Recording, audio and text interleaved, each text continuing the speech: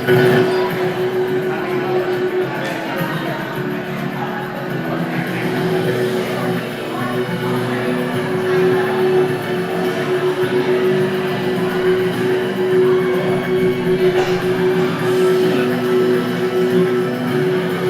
kuncinya juga apa, kalimat kuncinya juga tetap.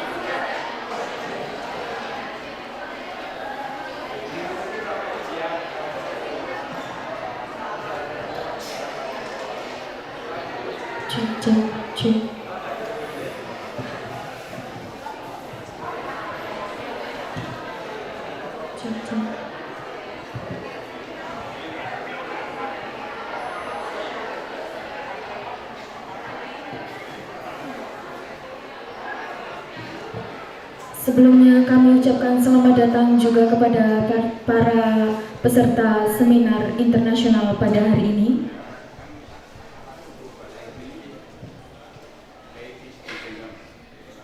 International Conference on Elementary Educational School ICEES 2023 Department and Hima PGSD Ikip Pgri Wates with them Enhancing Student Engagement and Motivation.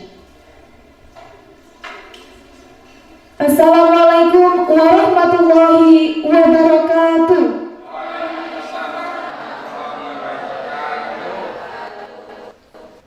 Good morning, and salam konfirmasi.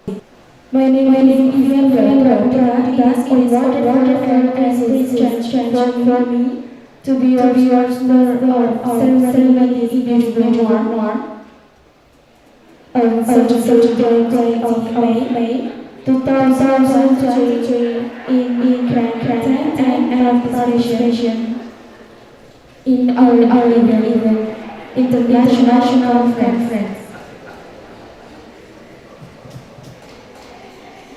First of all, let's say thanks to Allah Subhanahu wa Ta'ala. We can participate in event without problem.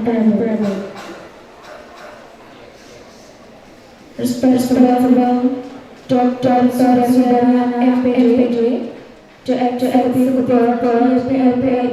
Pgri Wates, the Honorable Dr. Sarasana MPD, Director Pgri Wates,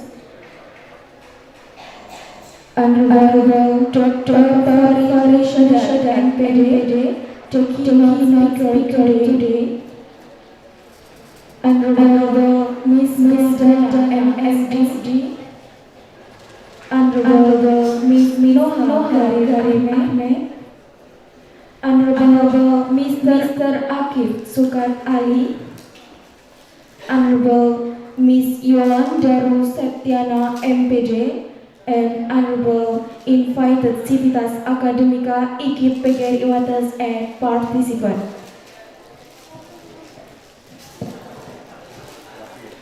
Ladies and gentlemen, Welcome to International Conference on Elementary Educational School 2023 with the Enhancing Student Engagement and Motivation.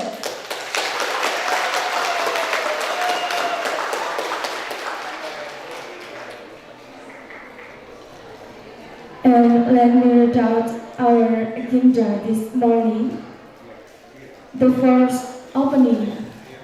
The second, singing the national anthem of Indonesia Raya. The third, traditional dance performance. The fourth, report. The fifth, keynote.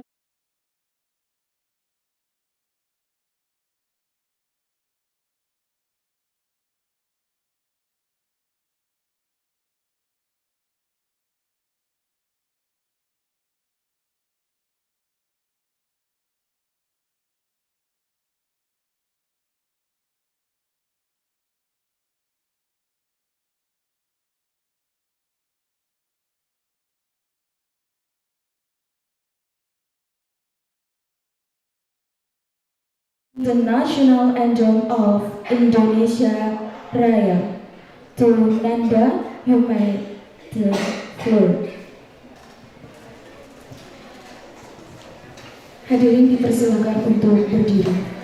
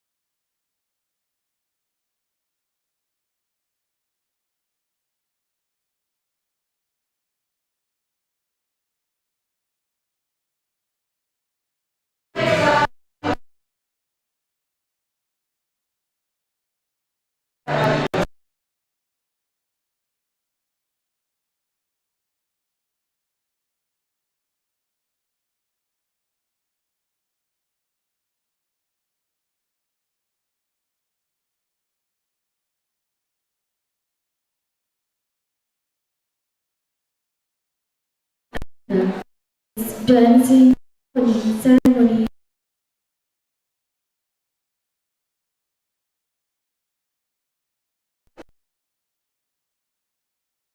is expression of gratitude of the raised to celebrate your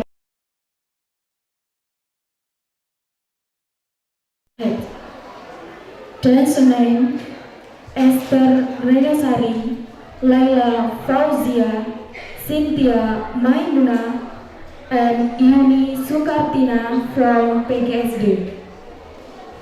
The trainer Hana Putri Mesa from UKM Sport Icon.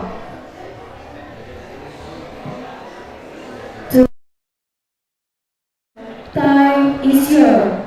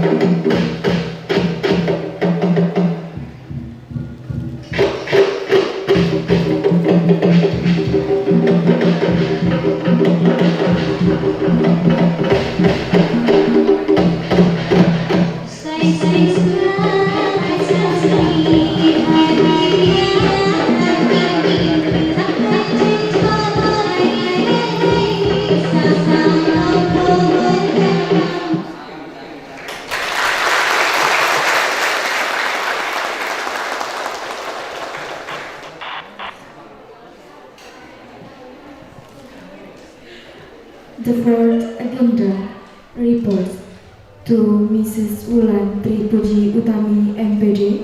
The floor is yours.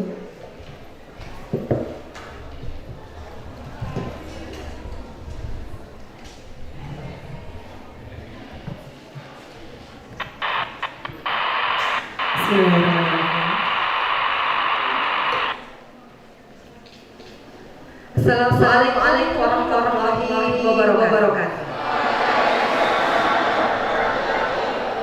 Good morning, ladies and gentlemen. My name is Wulan Utami. I'm the chairperson in this event. First of all, thank you for Allah Subhanahu wa Ta'ala because we can come together in this seminar. And the Honorable Dr. Subariana, MPD, as chairman of our PLP Wates, and the Honorable Dr. Sumpana MPD, Director Ikip Wates, and especially Civitas Akademika Ikip Wates. And the Honorable Miss Dana, Mrs. Noha, Mr. Ali as main speaker. Thank you for coming. It is great pleasure to meet you all here. The second, I'd like to thank you for joining this international conference of Elementary Educational School 2023 with theme Enhancing Student Engagement and Motivation. This event is held by the Pendidikan Guru Sekolah Dasar Majors, the Faculty of Education, Ikip Pgri Wates. Ladies and gentlemen, Alhamdulillahirrahmanirrahim, this conference is the biggest event after COVID-19 pandemic. So, I'm so thankful for my big team. And I think engagement and motivation are spirit, relate, but often confused. Why? Motivation is the driving force that causes a student to take action. And engagement is the observable behavior or evidence of that motivation. So we think this theme is very interesting to discuss. I hope we can get the new knowledge about student engagement and motivation from Kazakhstan, Egypt, and Pakistan. And last but not the least, I'm working with my commit.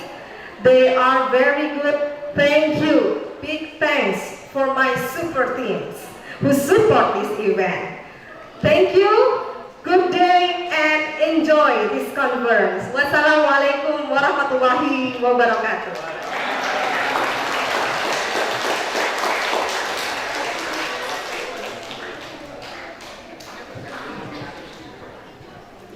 We say thanks to Mrs. Wulan Tripuji Utami MPD. The next agenda, Open International Conference to Mr. Gill. This time is yours.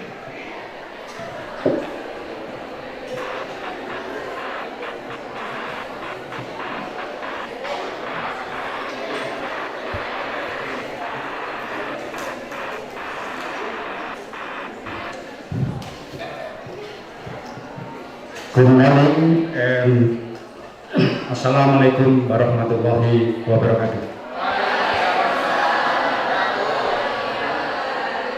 Alhamdulillahirabbil alamin, asyhadu an la ilaha illallah wa asyhadu anna Muhammadar Rasulullah wassalatu wassalamu ala asrofil anbiya'i wal mursalin walhamdulillahirabbil alamin. Honorable Rector Ikip Wates, Honorable Dr. Subariana, Chairman YPLP Ikip Wates, Honorable Dr. Farid Musadat, Honorable our special guest who will be presented at this event International Conference on Elementary School Education, namely Miss Bikin Vilova, Kuldana Atim Tema SD from Kazakhstan. Miss Noha Khalib Ahmed from Melbourne University, Egypt. Mr. Muhammad Akif Shokat Ali from Pakistan. And Miss Julandaru MPD from State University of Yogyakarta, Indonesia will be moderator. Dear Mr. Ikip Waters, conference participant that I am proud of, thank you very much for everyone. Praise and gratitude I give to Allah SWT for all this blessing, so that the 2023 International Elementary School Education Conference. I would like to welcome and thank you very much for coming to campus Ikip Waters. I hope that your place at this international conference will benefit all of us and be accepted by Allah SWT as our references acts of worship. Once again, I am thank you very much for everyone. I am proud of IMPS PhD Ikip Waters can hosting in this event. And please allow us to open this international conference event by saying by name the Allah SWT. Bismillahirrahmanirrahim.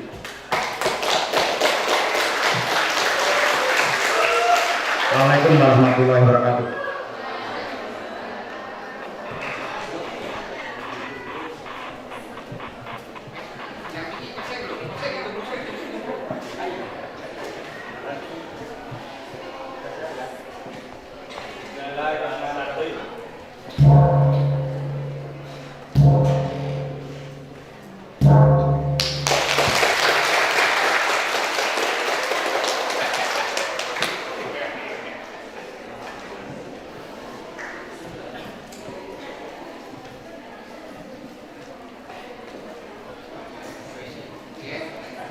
We say thanks to Mr. Gil. The fifth agenda is Dr. Farid Musyadat, MPD, as the keynote speaker. To Dr. Farid Musyadat, MPD, you may take the floor.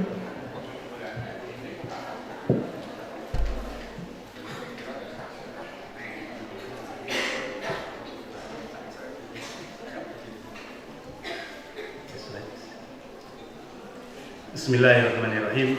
Assalamualaikum warahmatullahi wabarakatuh. Good morning, everyone. Okay, Honorable Mr. Dr. Subayana, Chairman YPLP Ikip Waters, Dr. Sumpana, MPD, as Rector Ikip Waters, Ibu Dr. Randa Wahyumurti Utami, Vice Rector, Mr. Dr. Andes Giol Sugianta, Dean of Faculty of Education, Ikip Waters, and Head of Department, Chairman of Community, my colleague Ms.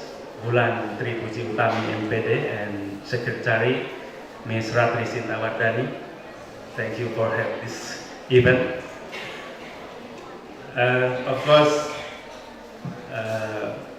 our colleagues from another country, Ms. Dana, Ms. Noha, and Mas Akif, and my sister Yolandaru Setiana.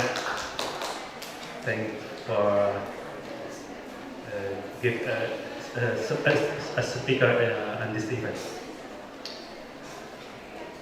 Ladies and gentlemen, and especially for my student. How are you guys? What's up? Okay. If I say Ikip Waters, you answer berbudaya and bermartabat, right? And I say PGSD, what your answer? Istimewa. Let's try it. Ikip Waters? PGSD? big applause for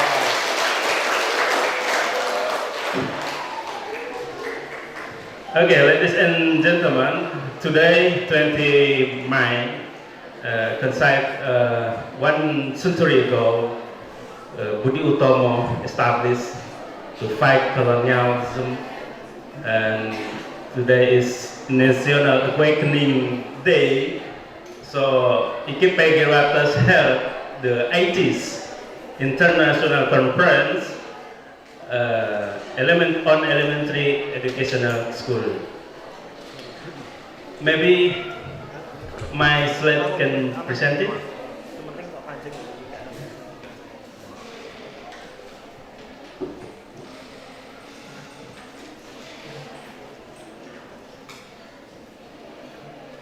No? Okay. Yeah. Yeah, waiting for sliding present. If you know, I would like to share about enhancing student engagement and motivation, exploring strategies and best practices to increase student engagement and motivation in elementary education. This topic, we will start from background and problem. Some background and problem. If you know the movie, box office, Home Alone released in 1990 when I was a student on elementary education school. The movie story about a child left behind his family to go holiday, and he's feeling lonely because he's alone. But now, if you can look around of us, in a family, one child and the parent, grandma, sit side by side, but cannot present and communication each other, feeling lonely. I think this is hardest from 19th century. And the same paradox, if we offline learning, the student must be can left behind her gadget. And in my slide is broke the handphone. But another way, in online learning, the participant off camera, off mic, and black mode, but maybe in accident is left it to sleep or activities another. This is our slide, alhamdulillah. Maybe next slide. Nah, the problem now, once in family, side by side sitting in the chair, but no present and no communication about from next slide, please. This is if offline learning like that, and if online learning maybe like that. This is the paradox, problem and background why the event held in Ikip Pgri. This is the objectives. There are 3 objectives. The first one is to identify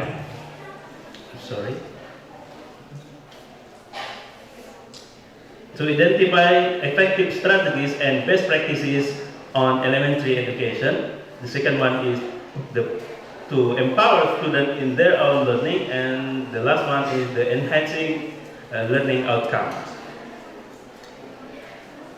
Okay, the first one is effective strategies and best practice. Next slide, please. We have 6 best practice on strategies. The first one is SDT, self-determinant theory. When embracing the importance of intrinsic motivation and autonomy in driving engagement. According to SDT, when students feel a sense of autonomy and competence, relatedness in their learning environment, they are more likely to be engaged and motivated. But in another hand is social cognitive theory, before name is social learning theory, said students learn by observing and imitating others. When students observe their peer or teacher effectively engaged in learning tasks, it can inspire them to become more engaged themselves. Yeah. The SDT come from himself, but social cognitive theory, maybe you look around my student, you like the scroll, media social, Twitter, Instagram, yeah, YouTube, and inspired, we want like to be him or her, etc. And the third one, the best effective strategies and best practice is cultural responsive teaching. When the student can be reward, give some reward or a punishment, yeah.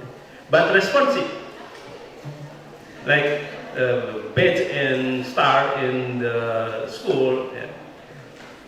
The cultural responsive theory or CRT, it involves importing culturally relevant content, using inclusive teaching strategies, and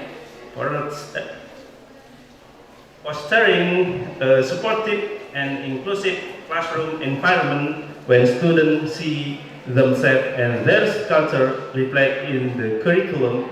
It can enhance their engagement and motivation to learn. Next slide, please. Yeah. Then.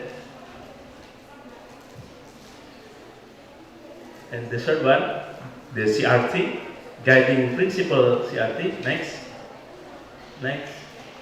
This is CRT is asset-based, not only star or score about student, but this is asset. Yeah. The second, simultaneously support and challenges student. And the third, CRT places student at the center of learning. And the fourth, leverage student linguistic and cultural background. And the last one, CRT united students, school, families, and communities. Next slide, please. And the fourth is mastering learning can be completely by experiential learning.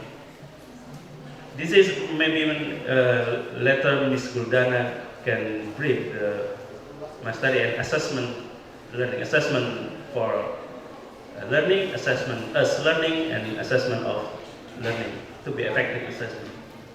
Focus on ensuring that all students achieve a high level of mastery in specific learning objectives, and completely by experiential learning, like goes to zoo, goes to museum, trip, yeah, market day, etc. Next, please. And the last one is maybe up to date for this era. There is gamification. Yeah. Gamification will be engaged of students of elementary education. Yeah.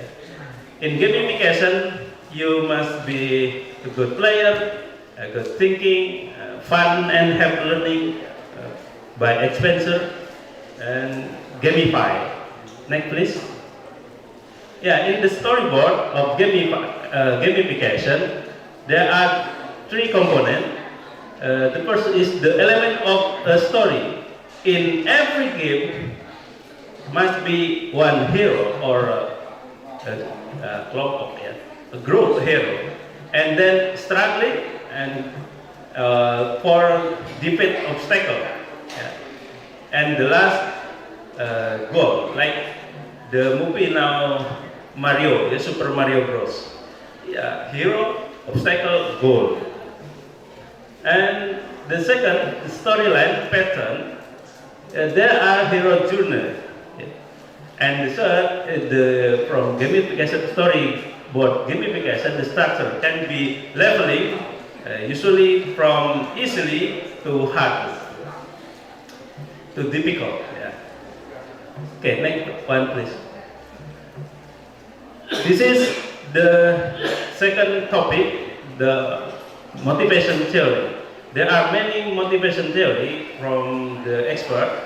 There are six, yeah, seven theory. The popular is Abraham Maslow, McGregor, yeah, Heisberg, Adam, yeah, Stacy Adam, Lake, yeah. But because the limited time, I will share the one of popular motivation theory. Next, please. This Maslow hierarchy of human needs. Yeah. The basic need, physiological needs. Yeah. If we have eat, we have drink, and maybe sexual pleasure and none. The second level is safety need. Yeah, everyone need to save. Everyone need to aman, ya, dalam lingkungan. And the third level is social need. Yeah. Everyone need the love. Everyone need the perhatian, caring about another. And the fourth level is esteem need, yeah. Like to be honored, yeah, dipuji dan seterusnya. And the third one is, the last one is self-actualization, yeah. This is the motivation, yeah. Look around us. It may be, for example, if you want to eat something, maybe you take a picture, upload in status. That is self-actualization. Yeah. Okay, next please. And the conclusion is the strategies and best practice and motivation. There are 6 theory for strategies effective in learning and 7 theory in motivation. But I would like to conclude with kata-kata, yeah. Quote from Kartini, yeah. There is 4 quote. Sugih tanpa bondo, menang tanpa ngasorake, menyerang tanpa ngeluruk tanpa bolo, weweh ora kelengan. Miss Dana, Miss Noha, Mas Akib, do you understand? Yeah. The teacher is rich without money, without possession, because the teacher have the knowledge. Win without consenting, yeah. Because the opponent, not the rival, yeah. Because the opponent is student, and attack without weapon, yeah. Because the attack is illiterate, ignorant, maybe keterbelakangan, gitu ya. So, and the last one is gives without loss. If you give some money, you give is loss. If you give some bags, your handphone is loss. But if you give knowledge, you give the sign what you have not lost. That is mean wewe ora keli, ora kelangan. Okay, the last one is I not say put your headphone, put your laptop, put your gadget because we cannot escape from it. But use your gadget, use your headphone, use your laptop to increase your competence, to increase your quality personal. Not only waste the time in your gadget. Thank you very much and wassalamualaikum warahmatullahi wabarakatuh.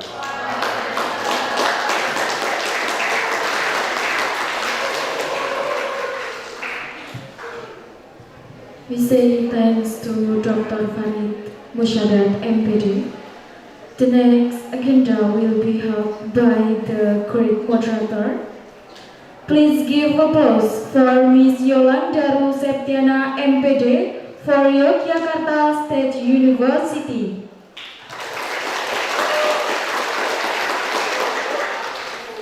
To Miss Yolanda Septiana, MPD, the time is yours.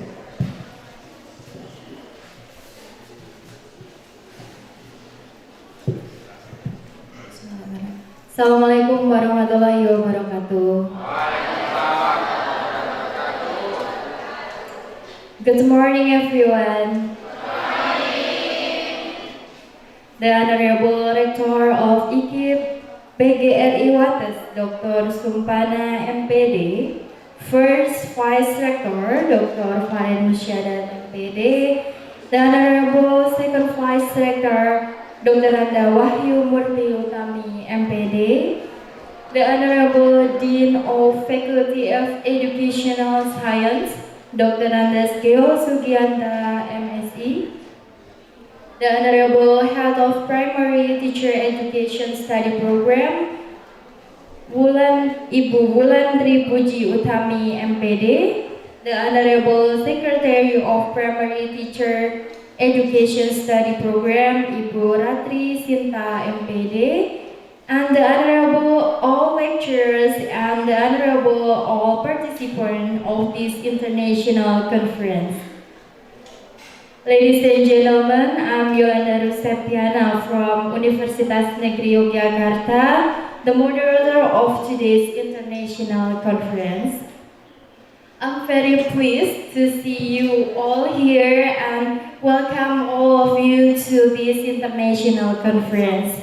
Today's agenda is about the International Conference on Elementary Education School at Manhole, Ikip, Pgri Wates.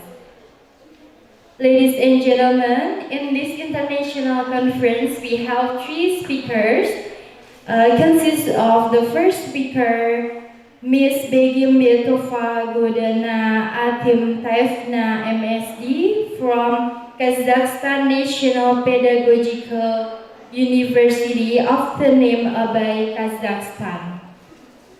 And the second speaker is Mr. Muhammad Akif Saukat Ali. He's from Abdul Wali Khan University, Mardan, Pakistan. And for the last speaker today is Miss Noha Garib Ahmed from Helwan University, Egypt. Ladies and gentlemen, before the presentation begins, let me inform how the presentation will be going on. First, all of speakers will be invited to present the material, start from Ms. Dana, Mr. Akif, and Ms. Noha. After that, there will be question and answer session and followed by conclusion. Now allow me to welcome the first speaker, Ms. Begim Betova Godana Atim Taifna, MSD. Before she delivers her presentation, I will read about her curriculum vitae. Ms. Begim Betova Godana Atim Taifna, MSD, or Ms. Dana, from Kazakhstan National Pedagogical University, named after Abay, and her bachelor degree at International Kazakh Turkish University, name of the HASFB, two languages, English, Arabic language. And her master degree at Kazakh National Pedagogical University, name of the Abai, Master of Pedagogical Measurement. And now she is a student at Universitas Negeri Yogyakarta, especially at the doctoral degree in Educational Research and Evaluation. And about the certifications, the first one, Diploma of the Ministry of Education and Science of the Republic of Kazakhstan, Certificate of International Conference 2019 at Athens, Greece, Certificate of International Exchange of Scientific Work, Vilnius, Lithuania 2019, and the Diploma of the Ministry of Education and Science of the Republic of Kazakhstan in 2019. And she is the author of scientific articles and project works. So, ladies and gentlemen, please, to Miss Dana, time is yours.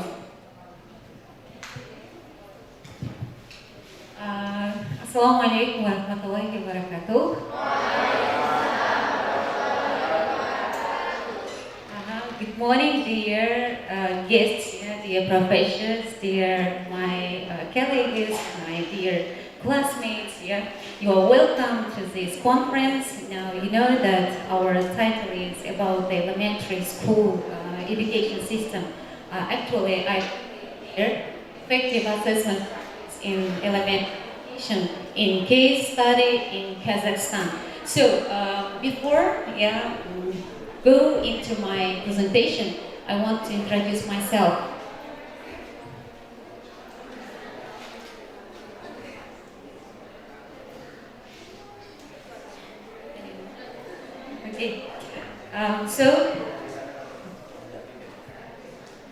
Okay, now please help me. I want to introduce myself. Thank you, Miss Yola. You have introduced me. By the way, I want to introduce myself. So my full name is Bigimbet Bagdana Tuntaevna. I'm from Kazakhstan. So currently, I'm studying in Wates University for doctoral degree, educational research and assessment. So my bachelor degree I have studied in my country. It was international university, Kazakh Turkish University. So my major was two languages, English, Arabic, and also I know Turkish, Russian languages too. Then my master degree level is I have graduated in my university now. Currently, I'm working there as a lecturer. There, I have graduated there, pedagogical measurement, and the psychology. So nowadays, as I said before, I'm studying here for doctoral degree for measurement construction, educational research and assessment. So it's about me. You can take my mobile number and my email. If you want, you can type in. You are welcome. I can share with you with my experience. So now, education system of Kazakhstan. Before introducing, I want to say about my country. I'm from Central Asia, Kazakhstan. You see the map. It's bordered with Russia, China, then Uzbekistan, and Turkmenistan. You see our Kazakhstan country located of Central Asia.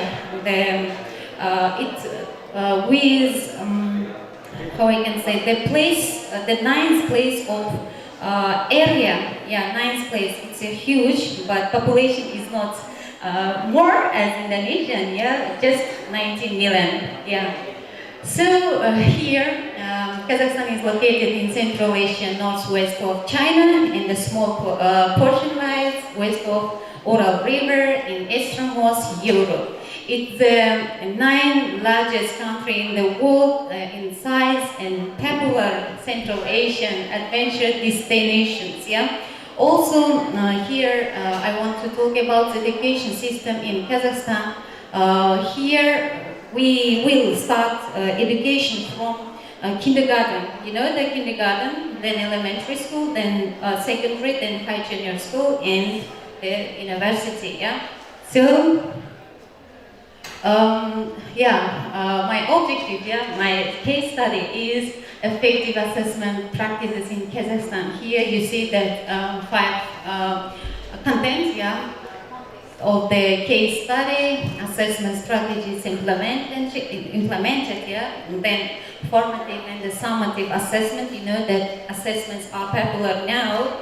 Every country in Europe, in USA, in here also, as I say, learning outcomes and the progress, and the last one, teacher, student, and parents.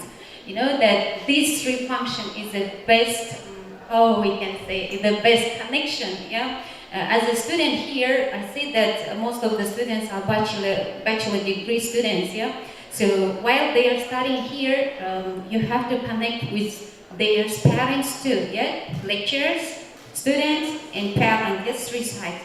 So here the most important thing is having a relationship with parents too. So context of the case study in Kazakhstan. I have said about that. Now here I want to pay attention. Sorry. Pay attention here, Kazakhstan elementary education system. Now I want to focus here for elementary, because in kindergarten. In our country, it started from first age till 5. Then 5, here is 6 ages. From 5 also the students can start the elementary school. But by the way, we call it is a 0 class. But our elementary class, studies, student ages is here you see. 6 to 11, years, covering in the initial stages of formal education, the term of mastering the general education curricula of primary education is 4 years. So here, you know that elementary education is a basic, is a basic. Without the elementary education, the students cannot take a quality knowledge. All the teachers, lecturers have to pay attention for, how I can say, deeply, give them qualitative knowledge from the 0 stage, from when they enter the school, elementary school. The elementary school teachers are the important, the teachers which I respect them. Because, here I have got 10 years experiences as I worked as a teacher, English teacher at secondary and elementary school. So by the way, I had also students from ages 6 and 11.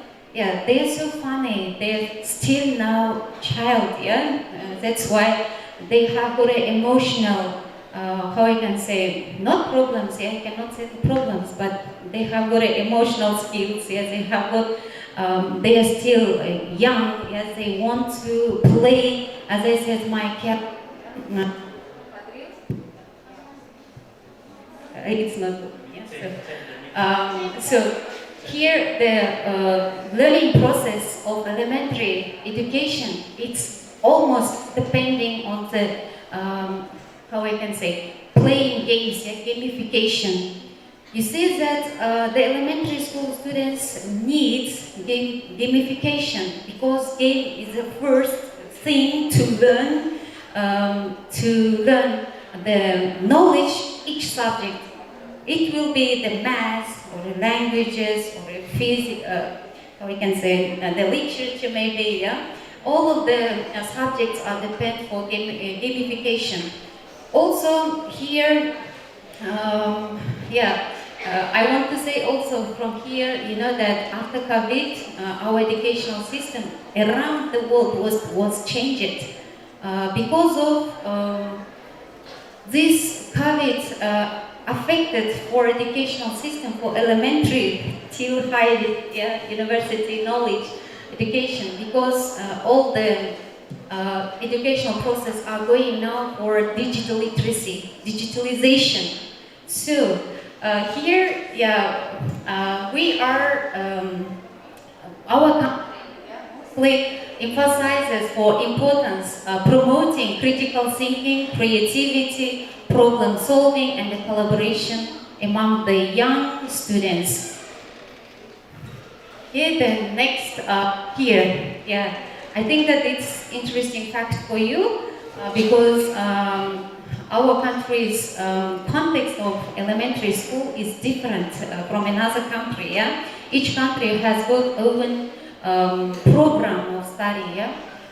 According to the state mandatory standard of primary elementary education, the features of primary school education, the Republic of Kazakhstan in 20 and 23, it means that 1 year, 20 and 22, 20 and 23, 1 year. So the duration of academic year, first grade, it consists of 33 weeks. In grades 2 and 4, it takes 34. You see the difference, 1 week. Why? Here, the first grade students, you see that they are still now 6 years students. They have got the extra holiday among the February months. My country is a 4-season country. So in winter, our country is a very freezing. It's cold season. So that's why our government give them opportunity to have an extra holiday for mostly first grade students. Then teaching Kazakh language in class with non-Kazakh languages for instruction, foreign languages, for digital literacy, expect for first grade class divided into 2 groups with number 24 students. Here, I would like to say about non-Kazakh. What does it mean? My country is developing country. We use in our country 3 languages. My native language is Kazakh, and the second language is Russian, and the third is English. So in elementary school, I said before, they need more attention for knowledge, because is it in class 24 students, they will divide into 2 groups, 12 and 12. Because here to teach them whole the class, it's so difficult. So that's why they divided into 2 groups among the 45 minutes. It takes 1 lecture, 45 minutes. Okay, so also vacations. Here, I'm sorry. Here is vacations. In the duration of vacation period, school year, at least 30 days. Vacations are granted 3 times during the academic year: autumn, winter, and the spring. For students in the first grade, an additional vacation period of 1 week is provided in the 3rd quarter. So now go on. Assessment practice. You know that in education system, in elementary, actually, assessment is important thing for assess the students' achievement. So here, want to say to you, in our country, the first grade students, they will not assess. They haven't got any assessment. Because you know that the 6-year students are still now as child, they want to play, they want to sleep, that's why we will not assess them during the 1 year. From second grade, we will start assess them as a formative and a summative assessments. Process, how it will be the process? Formative assessment, you know that it's achievement of during the class, how the students prepared for today's lecture, a lesson, and how is she today active or passive, how is she, her behavior, like that. The formative assessment, it's among the class. Then, we will provide during the year for summative assessment. Formative assessment we provide every day. So here the result we can see on summative assessment. So criteria-based assessment form and this summative. So summative assessment you see here, summative assessment for section, cross-cutting topic, summative assessment for a quarter, and the external summative assessment. Here also the difference in the similarities of summative and the formative assessment here. So you see that these assessments are both assessing learning, both are used for feedback, and both are used for future planning. So formative assessment, it's among the lecture, quizzes, observations, homework, and the classwork, and the TV charts, the Venn diagrams, and we nowadays using as a Kahoot, at a word wall, quizzes, a lot of apps here to teach the students, and the summative state assessment, district benchmarks, and the end of unit term, the standard-based assessment. So here, as I said before, I have already experience as a working at the secondary elementary school. So it's a planning of my course here. Now, actually, as I said, my colleague, he said that about the gamification. Mostly the students learning language, foreign language. I'm an English teacher, so my lesson is providing. Mostly, I teach my students to speaking skills. You know that in English we have got the 4 skills: listening, speaking, reading, and writing. So story asking and the storytelling lessons are important for students for speaking, for understanding also, for listening also, for reading also, for writing too. 4 skills are improving with this method, TPRS. We can tell it like that. If you want, I can share my information about that method. I have studied for this method 2 months. I have taken this course, how to teach students with storytelling. So the lesson plan, teach the learners, not the lessons. So look here, teach the learners, not the lesson. So here we have to pay attention for our learners. Actually, we are paying attention for here the elementary school level students. They want more attention from the teachers. You see. So how many words does the student need to know to become fluent in a language? According to research, 1,000 most common words make up 80% of all speech. If teachers focus more time on a fewer words, students will be able to understand more of what they hear, while at the same time being able to say much of what they need to say. So this method for storytelling, it's a good method for teaching language in elementary level. So here also types of storytelling. The most of the students nowadays, they like fast food. So it's how you can say, interesting, maybe task, interactive task for learning the new words. True stories from the new fast money. So here they can use new words, and according to the picture, they will make a story. The next about fast food talk. Here there's some questions. According to that questions, they can answer that questions and they can make one story. It's these tasks you can take as a formative assessment. For formative, because you can assess your students during the lecture. This one, is summative assessment. In summative assessment here, I have taken for example, third grade. Third grade, it means that 7, not 8 years old students. So here, given for them criteria, now look here, learning objectives, assessment criteria, level of thinking skills, and the duration. Duration means that minutes, yeah, how many times they have to spend these tasks, yeah, to do these tasks. So there are two objectives. According to that objective, they have got 2 tasks. Yeah, here the speaking task, here the listening task. Only 2 tasks for summative assessment, term 1. Yeah, for module. So here.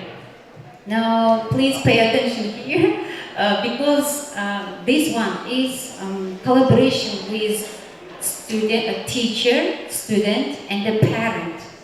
We give this rubric, yeah, evaluate our students with low, middle, and a high level, which differentiate clearly between phonetically words and make personal statements on general topics. So.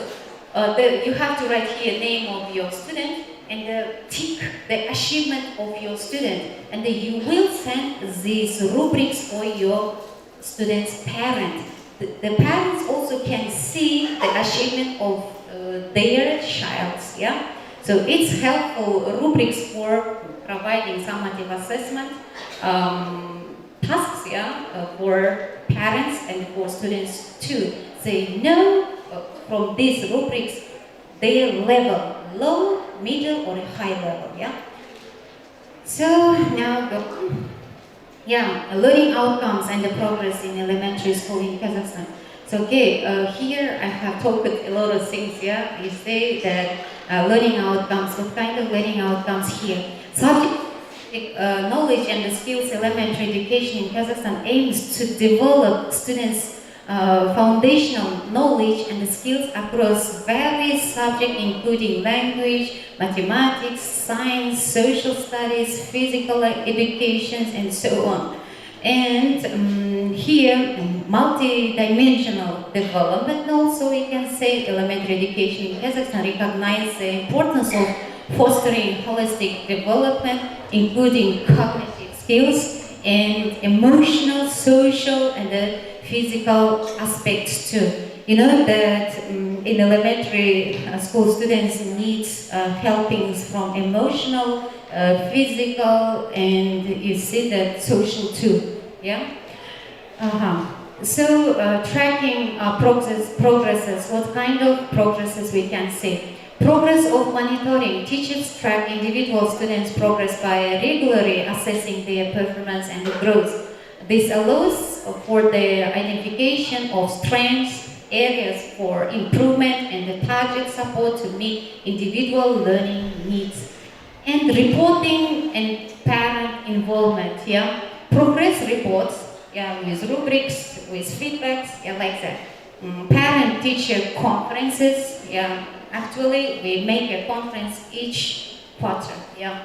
And what else here? And the other communication channels, utilize it to keep parents informed about their child's learning progress, achievement, and areas for future development.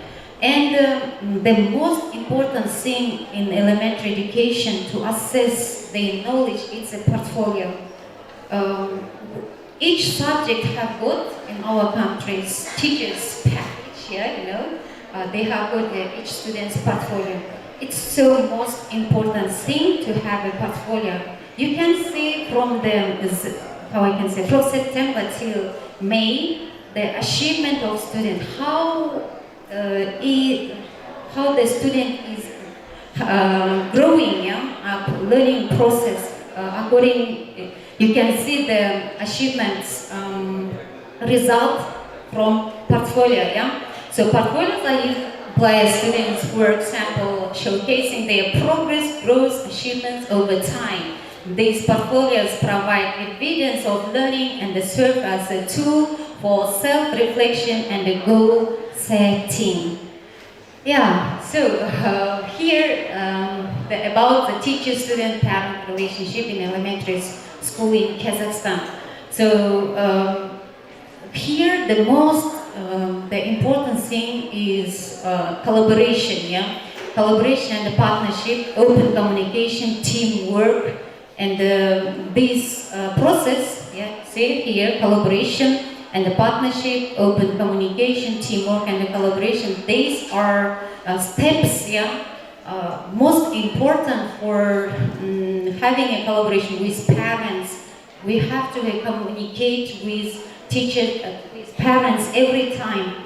And sometimes we can make a teamwork with them to not only parents, together parents, teachers, and the students too. The next step is parent-teacher collaboration in assessment, sharing assessment information, feedback, and the support. So here, in assessment, we need also in elementary school students supporting from parents too. They cannot take whole knowledge from school. Maybe they can stay at school around 6 hours, yeah? Another time they will stay with their parents. Parents also have to pay attention to support the knowledge of their child, yeah? How is his achievement? Does he read, write? Does he know the letters? Does he solve the mathematics? Yeah, like that. So, the case of study in Kazakhstan shows cases the importance of innovative, effective assessment practices, collaborative partnerships, and student-centered approaches in elementary education. By adopting these strategies and fostering strong relationship, educators in Kazakhstan aim to provide high-quality education that equips students with the necessary knowledge, skills, and the competences for their future endeavors. Yeah?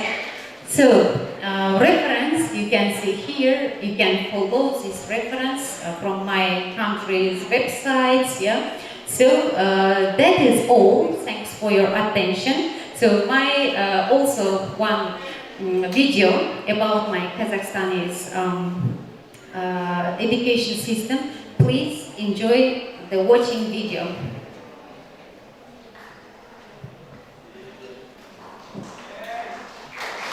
Thank you. Is the largest landlocked country in the world, located on 2 continents, and its area is equal to Western Europe.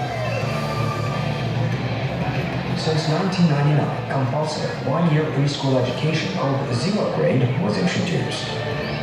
Free secondary education is guaranteed by the Constitution in 13 countries of the world, including Kazakhstan.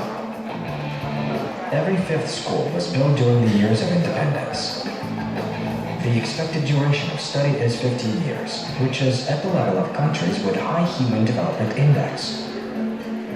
Every student in Kazakhstan has a guaranteed right to receive higher education on a competitive basis. This practice exists in 24 countries of the world. The state provides teachers with free professional development courses. The National Educational Database functions since 2013. Participation in international assessments such as TIMSS, PEARLS, PISA, ICELS, and TALIS is stated in the state program for the development of education and science. According to the results of the TIMSS 2015, Kazakhstan is in top 10 performers among 8th graders. Since 2016, the country has started phased transition to the new content and 12-year school education. As part of the transition, the emphasis is on functional literacy and STEM education. Since 2017, some schools have switched to trilingual education in the pilot mode. Math and science subjects are taught in English. In November 2017, through active cooperation with the OECD, Kazakhstan was honored the participant status in 2 committees of the OECD, Education and Policy Committee and Committee for Scientific and Technological Policy. In 2017, Global Competitiveness Index of the World Economic Forum, Kazakhstan was ranked 4th on primary education enrollment rate. For the past 10 years, according to the UNESCO, Kazakhstan is in top 8 countries in the world with high education development index.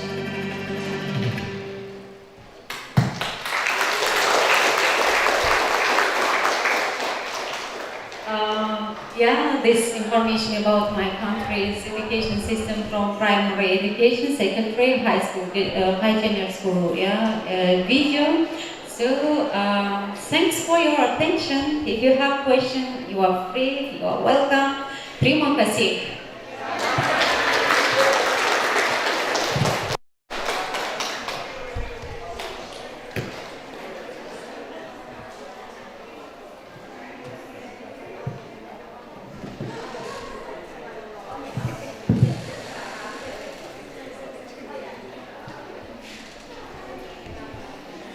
Thank you very much, Ms. Dana, for such giving us such interesting material, right? And ladies and gentlemen, allow me to welcome the second speaker of this international conference, Mr. Muhammad Akif Shaukat Ali.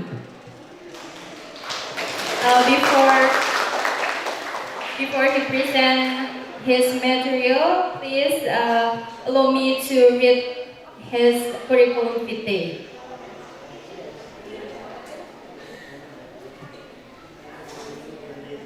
Mr. Muhammad Akif Shaukat Ali from Pakistan, and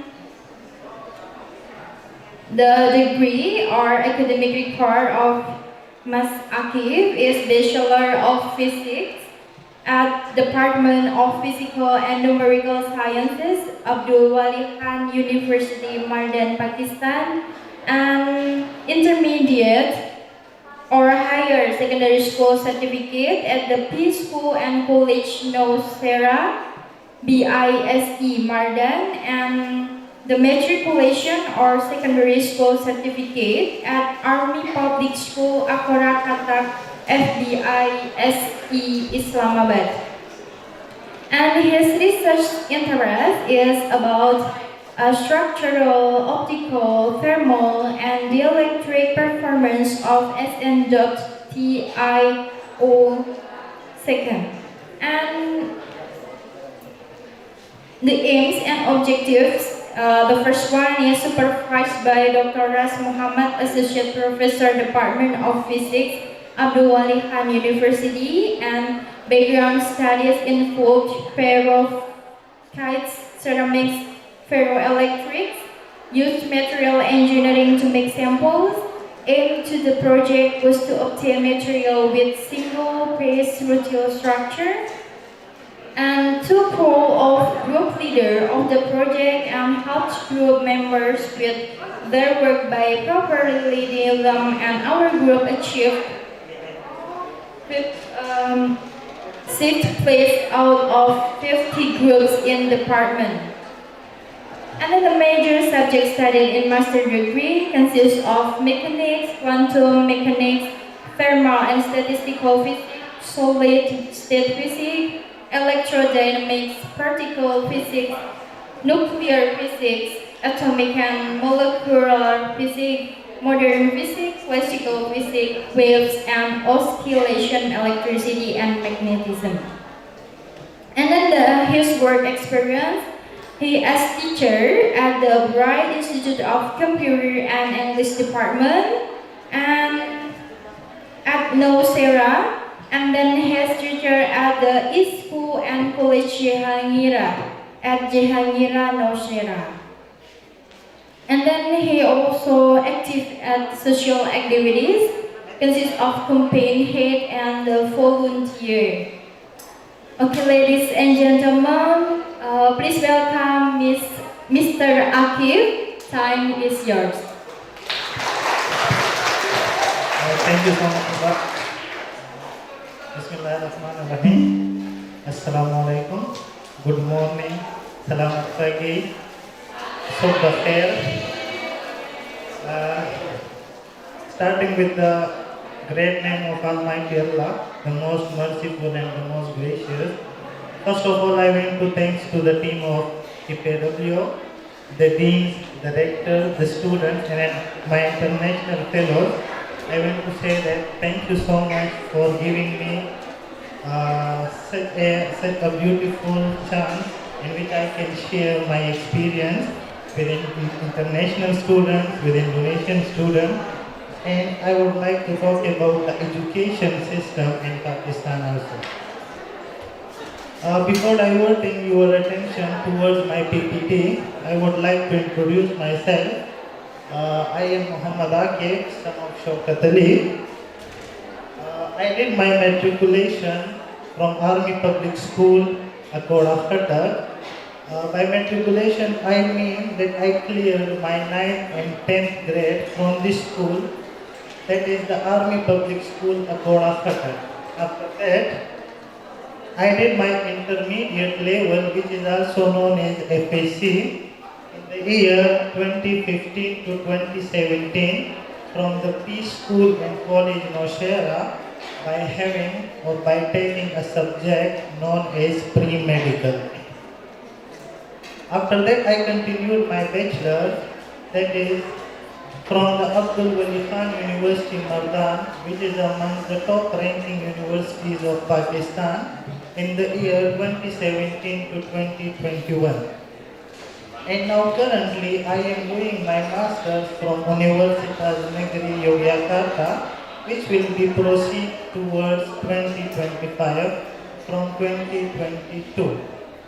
You can contact me on my number or via email by using email or contact number if you have any question related to my presentation or if you want to ask anything. Thank you. So let's begin with the presentation.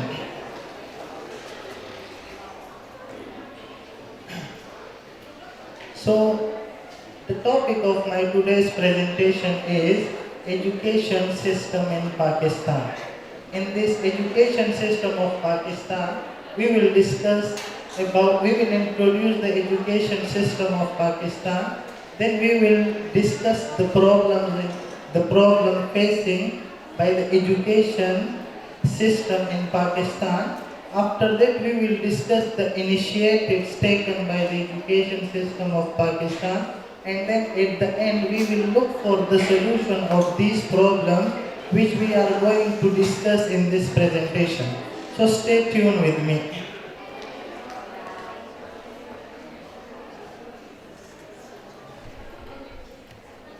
Okay. In the Constitution of Pakistan, it is very clearly mentioned that to provide free and compulsory education to all children between the ages of 5 to 16 years and enhance adult literacy.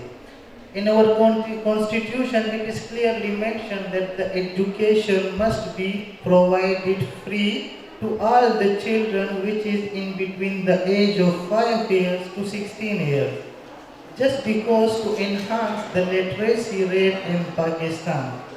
Also, besides this, in the constitution, among the 18th constitutional amendment, they include 47 subjects which are taught in the bachelor's and master's degrees program in education system of Pakistan.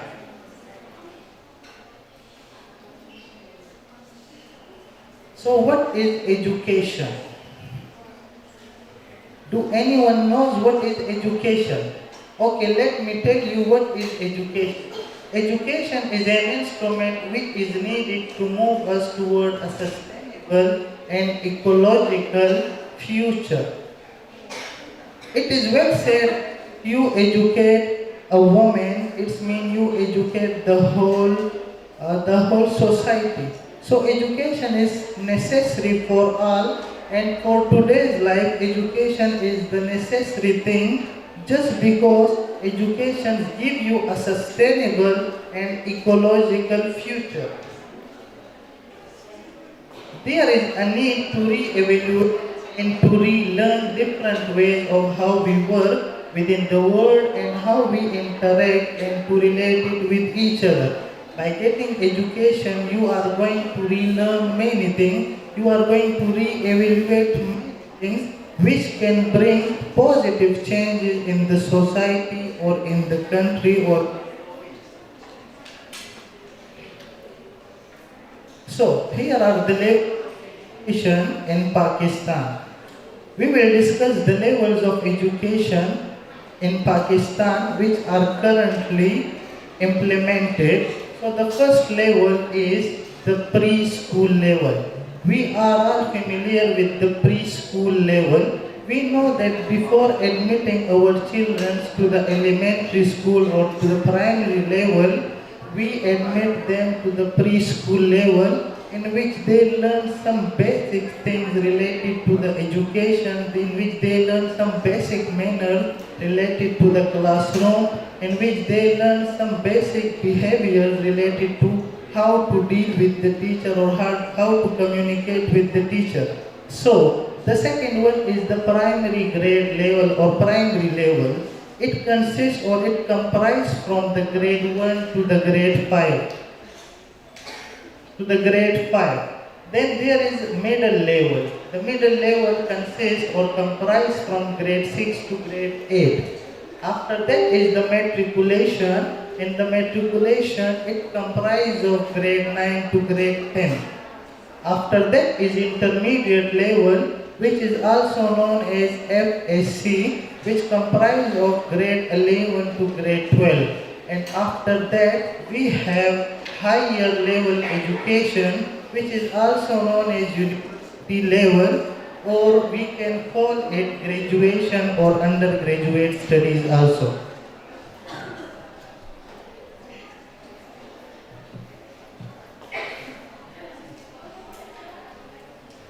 Okay, so now we will discuss in detail all these levels of education. The first one is the preschool education. In the preschool education, early childhood education is something related to the informal teaching methodology.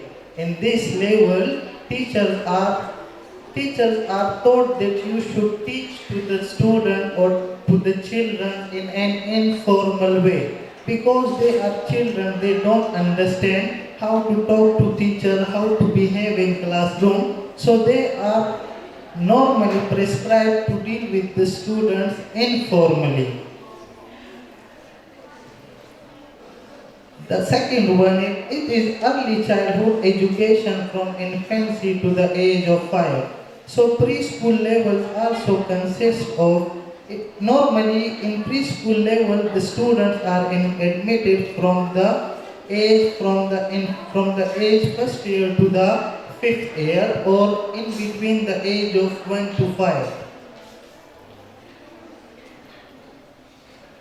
The third one is, after the age of 5, children are frequently sent to kindergarten, and then, which is normally part of the K-1-2 system. It is a system actually implemented in Pakistan, which is also known as playgroup or KG system, in which the child are able to play or while they learn while playing with the teachers or with the student.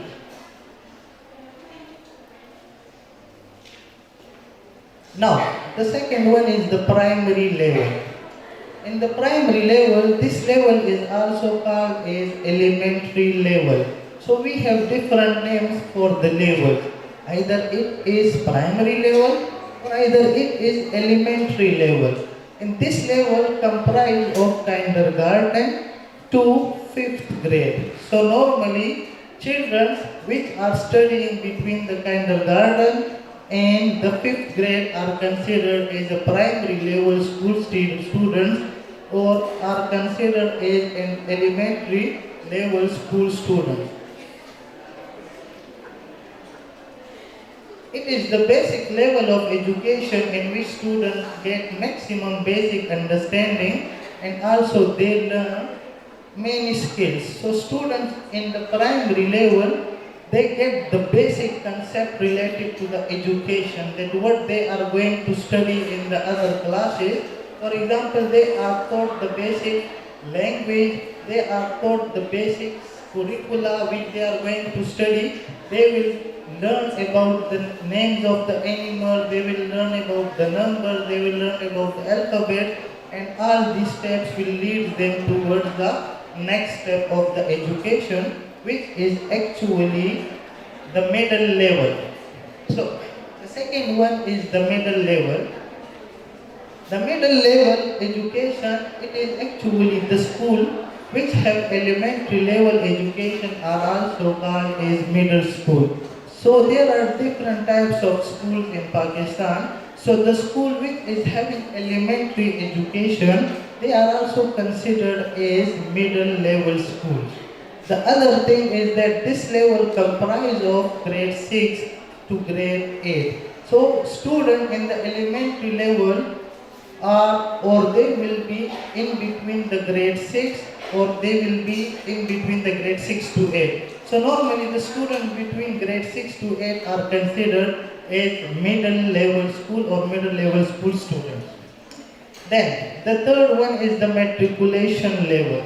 The matriculation level comprises from grade 9 to grade 10 in which students are allowed to give a special exam. For this special exam, government of Pakistan created different boards. So students are allowed to give exam, but during exam, the teacher or the faculty of exam will not be from the school.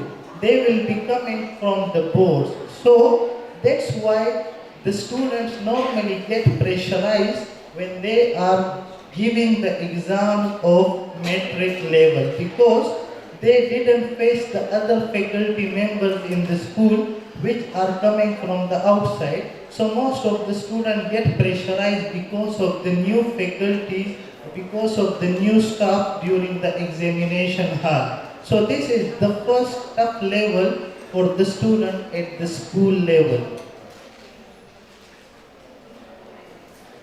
Then there is an intermediate level. An intermediate level, it actually comprises of from grade 11 to grade 12. In this level, the students get the education at college level. Normally students study or students get information about biology, mathematics, physics, chemistry, Urdu and all these subjects. So at this stage the student is considered to be a little mature because he is now the college level student. So college level students are mostly mature in Pakistan, but the college level system comprises from grade 11 to grade 12. The other one is the higher level, or we can call it university level or undergraduate level. So in undergraduate level, this type of education often delivered at universities, institutes. You will only get this type of education in universities, in institutes or special buildings where they are allowed to teach you for many hours. So actually they follow the system of university. Student gets academic degrees and professional certificates in the higher level. For example, I cleared my higher level in 2021, so I get the degree of bachelor's from my university. So it is a kind of professional certificate or it is a kind of degree for me which I get from the higher level. So in higher level mostly student gets academic degrees and professional certificates. The next one is this level is for knowledge and skill for employment. Most of the students do graduation or bachelor studies or higher level studies to get better knowledge or to seek for a better job in the future. So to get a good job in the future, students normally do or they clear their higher level, because if you want to get a job, it is mandatory for you that you might clear your bachelor degrees or you might clear your higher level in Pakistan. Basically, overview of educational system in Pakistan. Education for all, it was a global movement started by United Nations Educational, Scientific and Culture, which is also known as UNESCO in 2020. Its objective is to promote international collaboration in the field of education, in the field of science and in the field of technology. Pakistan was also part of this global movement, but due to some political instabilities issues, Pakistan is currently now lagging behind in that movement. Overview of education system of Pakistan. It is actually the overview currently, or you can say that a small problem faced by the education system of Pakistan. So the first one is education system of Pakistan is currently now in a bad condition due to political instability. The next one is allocation of education is inadequate. The allocated funds for the education system is not properly reaching to that goal or to that point or to that final destination which actually it needs. It's because of many issues, like we can say that political stability is the main factor currently in Pakistan, which is disturbing the whole system of Pakistan. And besides this, there are other many factors. We will discuss those factors later. Allocation amount is not spent for work, it was meant because of proper management.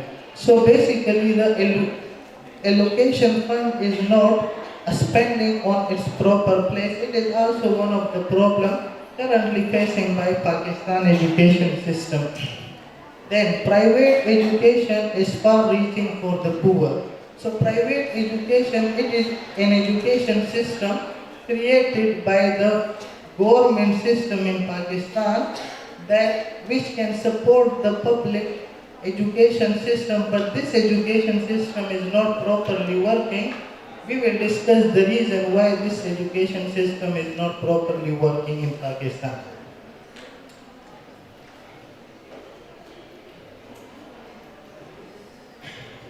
Okay. Students are degree seekers. Because of the job opportunities, bachelor students, master students, and PhD postdoc students, most of them are jobless. So students have a psyche that if you do bachelor degrees or master degrees, you will get job. So most of the students are now doing the graduation for getting the degree, for getting the certificate. They don't care that they are learning anything from their bachelor, or either they are not learning anything, or how will be their future if they don't learn anything from their bachelor. But what they actually do, they do or they seek for the degree of the bachelor or master in Pakistan. The next one is university failed to produce the planner and developer.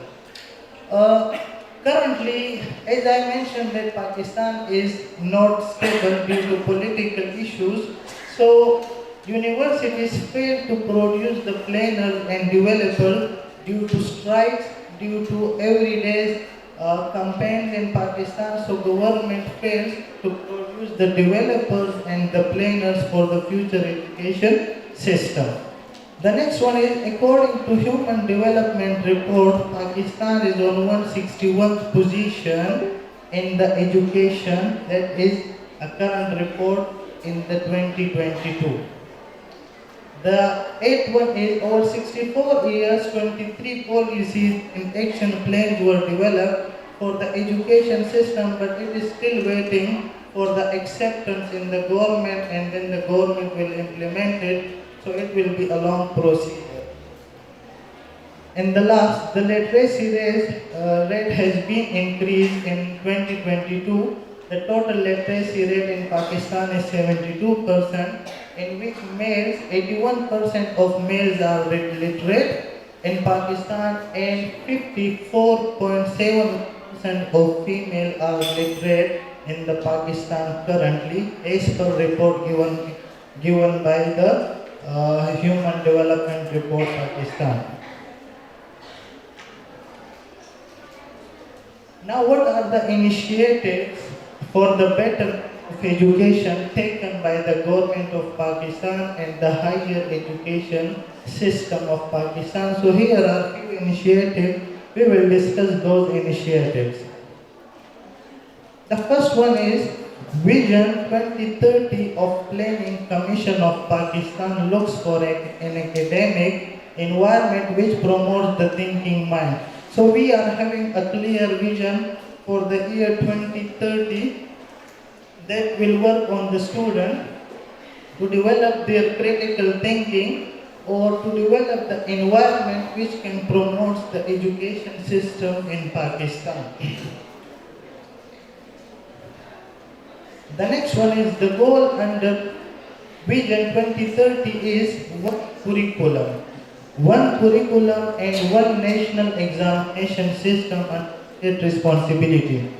To mention it clearly that there are a provincial education system in Pakistan in which every province has its own education system or own education plan. So we don't have one curriculum.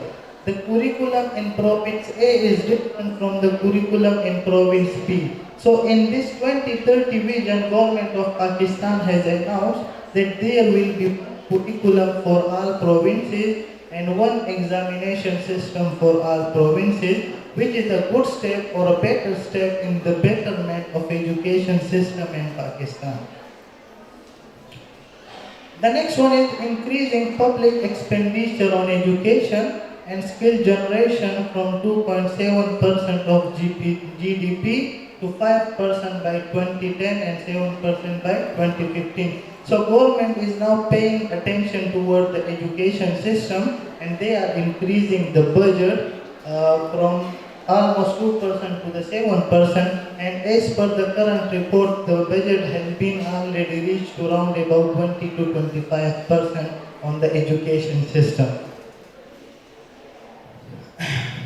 Reintroduce the technical and vocational stream in the last 2 years of secondary school. The technical and vocational stream was introduced before this, but later on it was stopped due to some reason. But now it's again continued and it's again restarted. Hopefully it will contribute to the betterment of the Pakistan education system.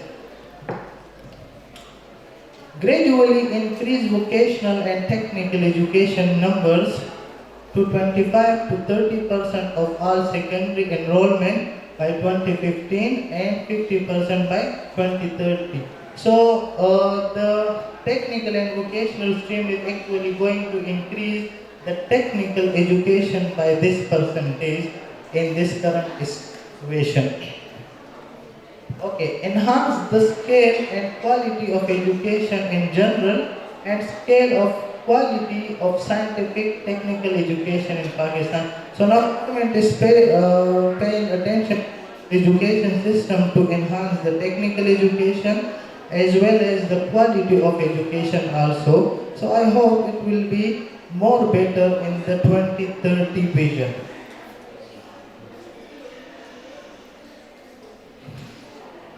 Increase primary school enrollment and graduation rates to 100% and 90% literacy rate. So governments are building many primary schools in the villages, in the cities, in the provinces, which can help the children, the students to get enrolled in those schools and to get participate in the literacy, increasing the literacy rate in Pakistan.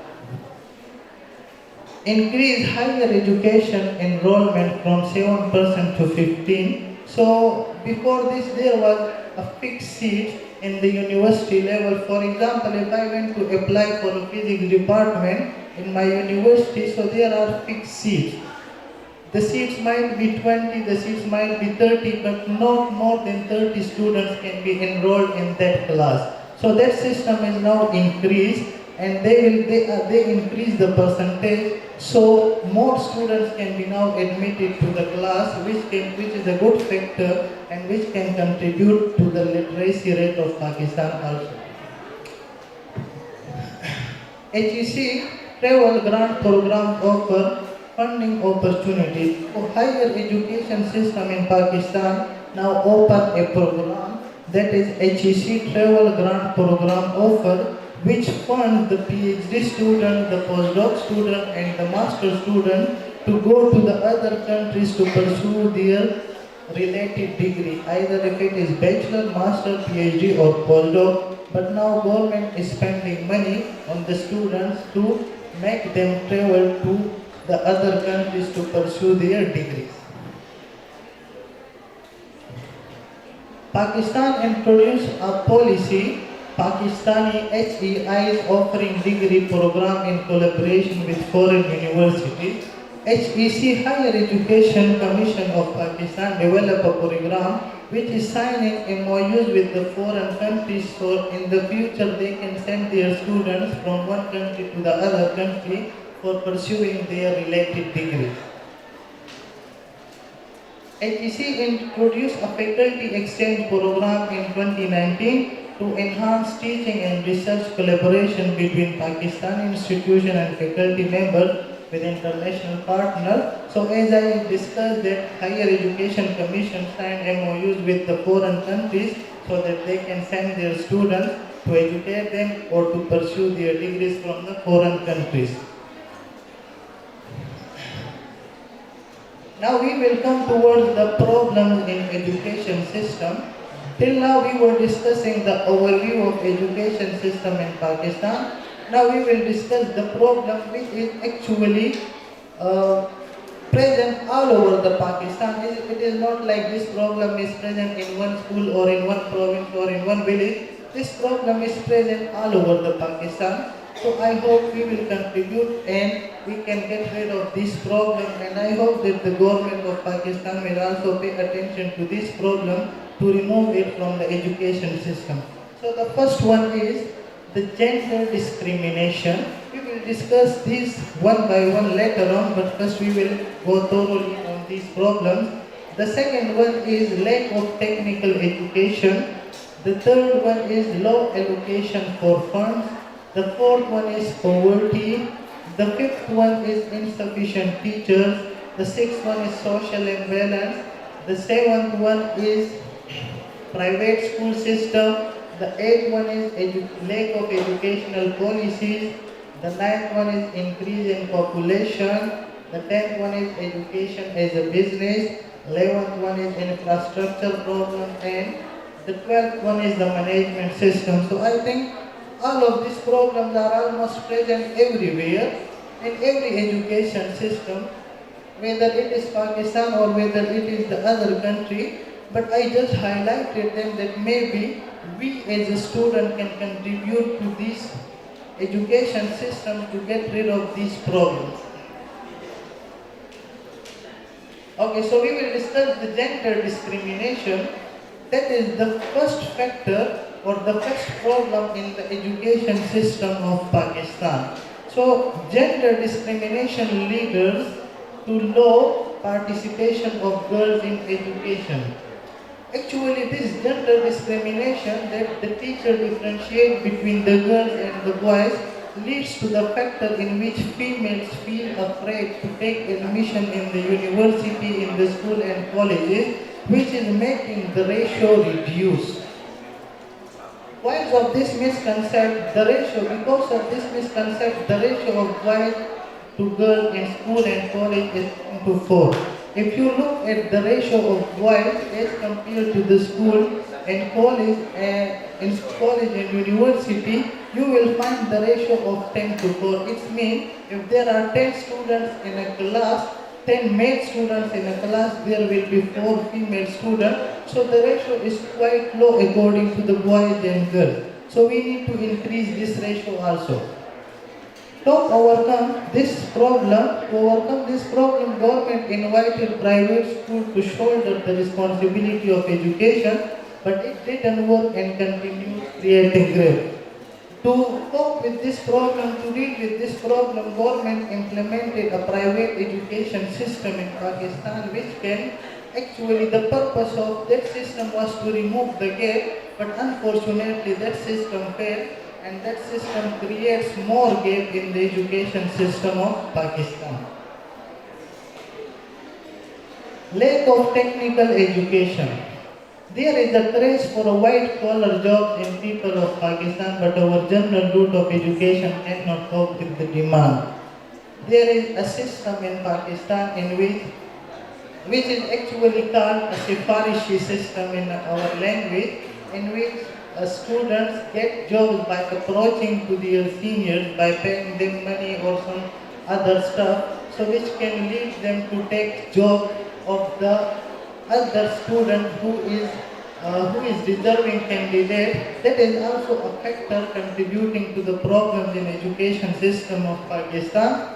There is a lack of technical education and institute in Pakistan. In Pakistan, this factor, I personally feel this factor because I was a research student in bachelor and my research was on structure, optical and thermal properties of dielectric materials. So there was no proper technical education institute for me where I can conduct my research. So I had to go throughout the Pakistan to conduct my research. So this is also one of the main factors that is contributing the students or the education system or that is creating problems there.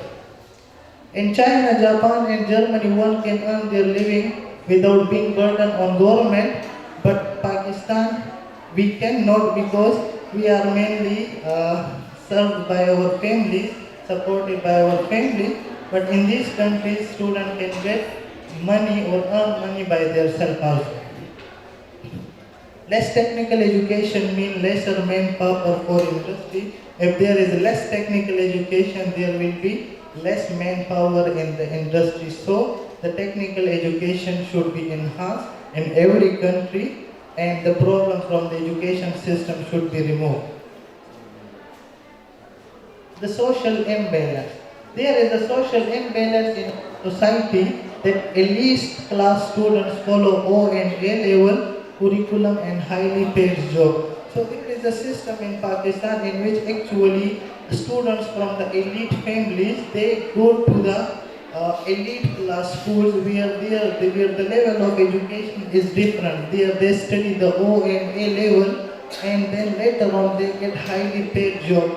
But they have no awareness of religions and culture. On the other hand, Urdu medium students have to work in the clerical and low-level position. So just because of these elite class families, the poor families cannot afford the fees and the other expenditures of the schools. So the poor families study in the low standard school and then they don't get the proper education, which leads to the factor that those students then don't get any job and then their family remain as poor.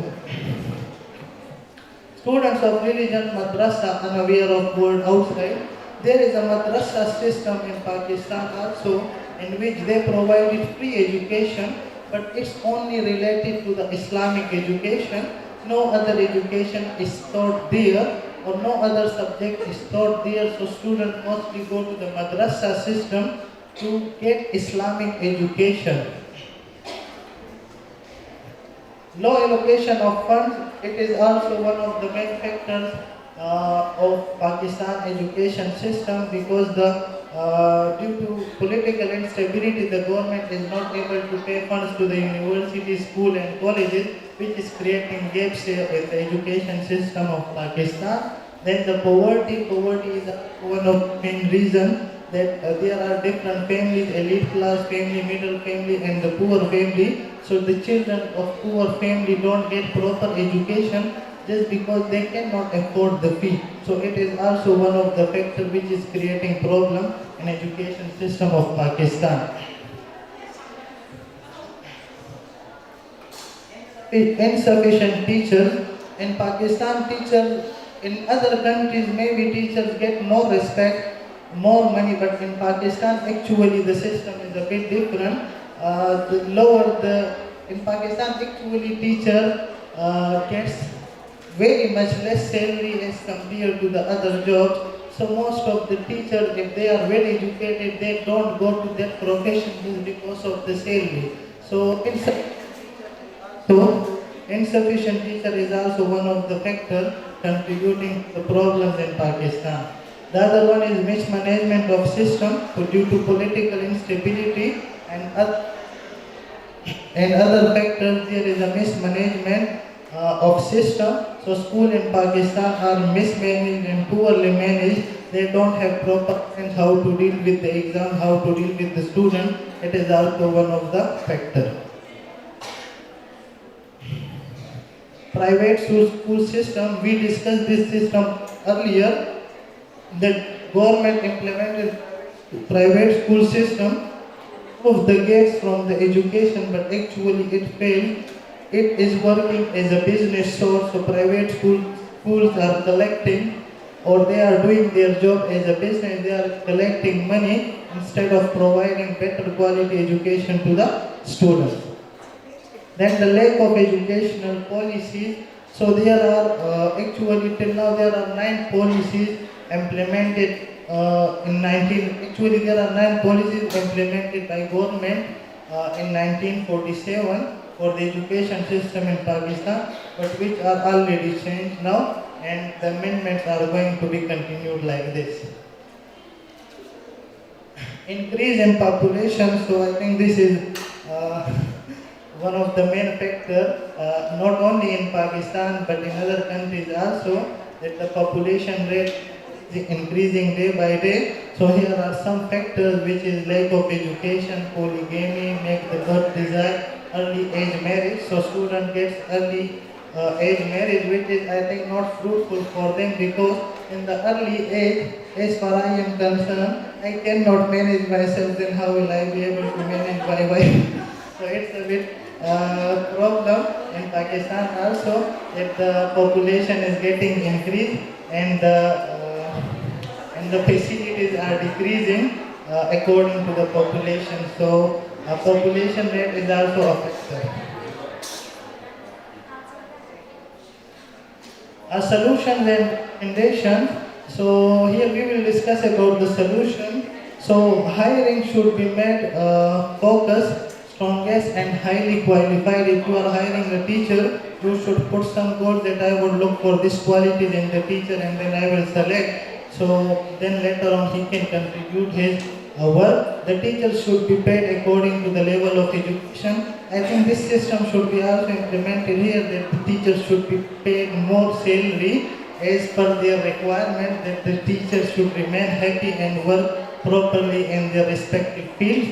The number of teachers will have to enhance. Teachers, the institute should hire more teachers. Primary education should be made compulsory and free for everyone. This factor, government should strictly check the private institution for keeping a balance of standard. So every month a government should check, and the government should make a system that they can check the education system for every month or for every year, so that they know about that actually the money we are spending is working or not. The scholarship of Pakistan, the leadership of Pakistan must be focused on uniform policy of education. So a student might have the leadership qualities, or the teacher might also have the leadership qualities to teach to the student. So there might be several conditions on which the teacher can be hired to the school. Quality of education should be increased, like textbooks, the syllabus, the classroom and environment. Quality of education means that the classroom should be well furnished, the textbooks should be according to the today's era. The environment in the classroom should be well, so that everybody gets a proper environment to study. Technical education should be made the part of education. Education should be enhanced. Local government system is helpful in promoting education and literacy in country. So local government should help the government to increase the literacy rate. An effective monitoring system is needed, which actually keeps checking on the education system. So there must be a monitoring system which keeps checking the system. Counseling of parent is required. Counseling of parent is important factor, because if your parents are not educated, or if your parents are not getting proper counseling, so there are some families or poor families in Pakistan that they don't send their children to school to get educated. In the early age, they put their children on a job that either a mechanic or either he gets some other job, so he don't get the proper education. So parents should be groom and parent counseling should be also make an important factor.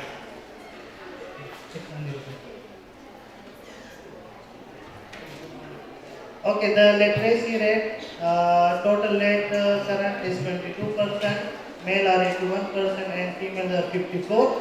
Enrollment of schools, so the total 33, primary 67, secondary 43 and past secondary 14. So we have to make Pakistan a green. The green area shows the education or the literacy rate. So we will try and we will contribute to make it more green.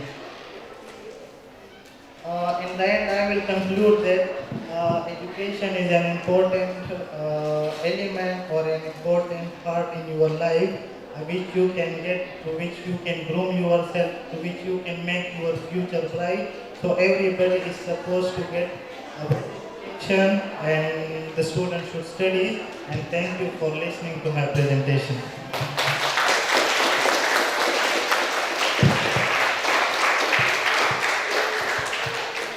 Thank you very much, Mr. Ikip, for the informative presentation. Ladies and gentlemen, for the last speaker is Miss Noha Garib Ahmed. Her bachelor in music education, Christian Music Department Symphony Orchestra performance from Helwan University, Egypt, and anthropology diploma, the Faculty of Graduate African Studies, Cairo University, Egypt, and now she is a student at Master's Degree Universitas Negeri Yogyakarta, especially in languages, art, culture, music education of the Indonesian. For Miss Noha, time is yours.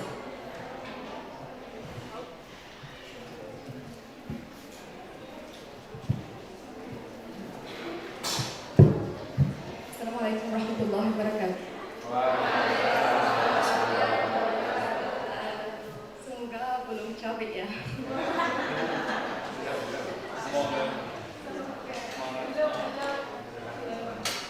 Hari ini insya Allah kita membahas tentang pendidikan.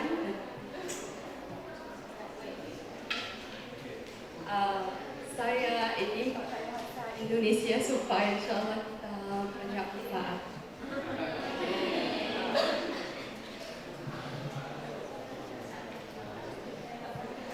Ya, hari ini insya Allah kita membahas pendidikan multicultural dan warna negaraan di sekolah dasar khusus di Mesir daerah Timur Tengah. Awal pendidikan multicultural dan warga negaraan global membahas pentingnya ruang kenegaraan di sekolah dasar untuk mempersiapkan siswa untuk mendalam dan dunia integrated di khusus di Mesir.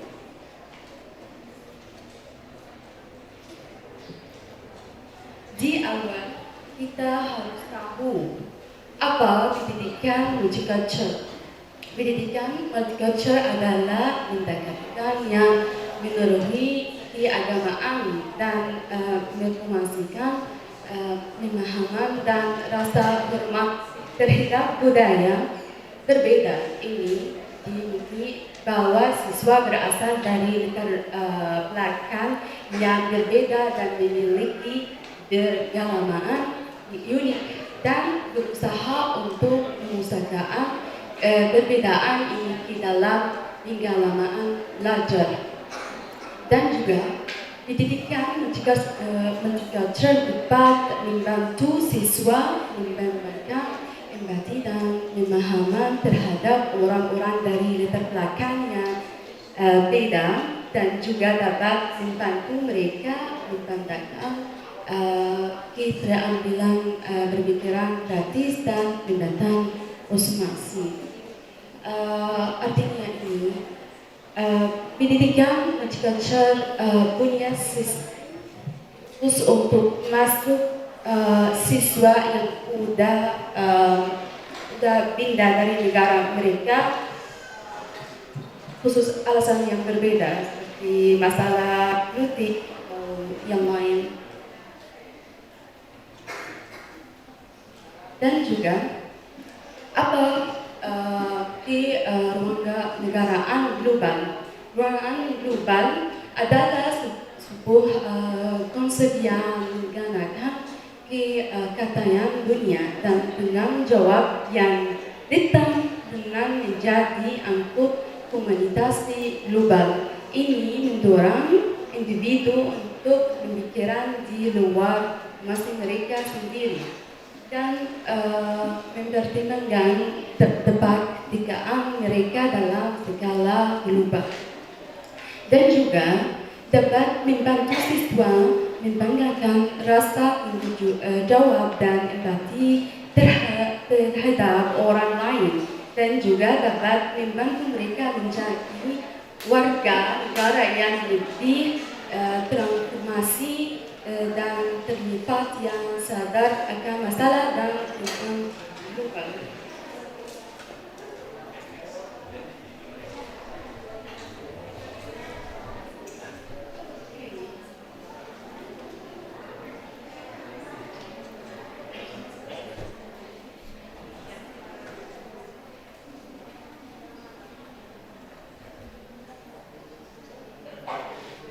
Dan juga apa yang what's important in global citizenship in elementary school in Egypt. So in school in Egypt, elementary school especially, the time it's important to prepare students how to know to work together with another student from another country. So, sekolah dasar adalah waktu yang penting bagi siswa untuk belajar tentang ruangan dan meningkatkan keterampilan dan sebagainya yang diperlukan untuk menjadi anggota masyarakat yang bertanggung jawab dan terlibat. Jenis ada program khusus untuk mempersiapkan siswa yang udah ke Mesir, seperti mempersiapkan mahasiswa ini khusus untuk mereka yang merasa mereka bagian dari masyarakat Mesir, dan juga dengan berkenalkan siswa pada pendidikan, agriculture, dan citizenship, global citizenship di usia muda.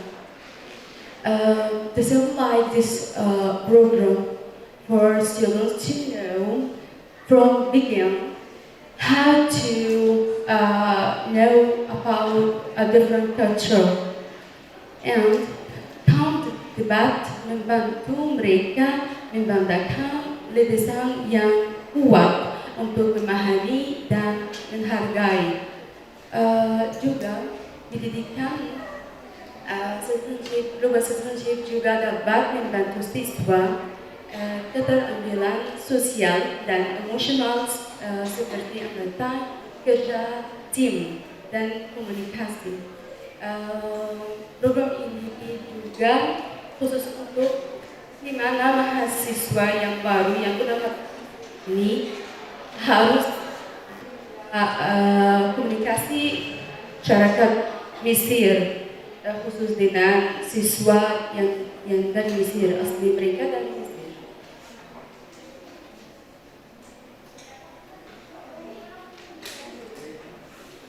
Dan setakat saya ada banyak orang Indonesia tahu banyak informasi tentang Mesir.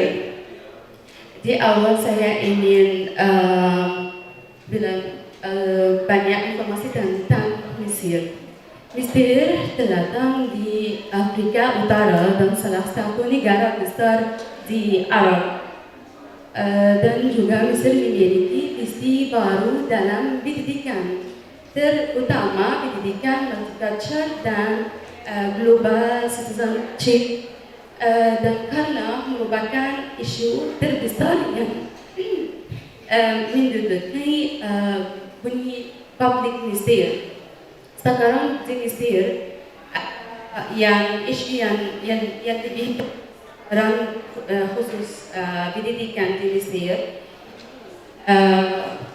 multiculturalism, dan Mesir meluangkan banyak yang bayar untuk mengintegrasikan mahasiswa atau siswa asing ke dalam masyarakat Mesir di tingkat negara.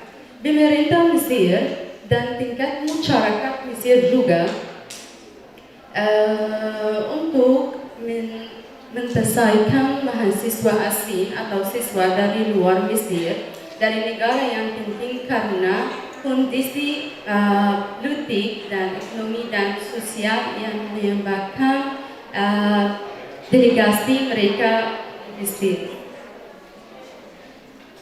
Sekarang ada di dalam aturan-aturan Mesir pendidikan, semua orang bisa dan ikut pendidikan Mesir walaupun asal dia bukan dari Mesir, dan juga seperti pendidikan multicultural dan global citizenship di dalam aturan Mesir juga. Dan juga Mesir memakai sikap berbagian besar dalam pendidikan multicultural sebagai akibat dari adanya lebih dari satu sistem pendidikan yang dikuati Mesir, tetapi menikmati hukum pendidikan Mesir. Dan juga ada peluang khusus untuk pendidikan belajar menjadi pelajaran untuk mengetahui, belajar untuk melakukan, belajar hidup berdagangan dengan yang lain. Ada 4 tujuan khusus Mesir. Yang pertama, belajar menjadi harus belajar untuk akan yang penting di dalam masyarakat Mesir.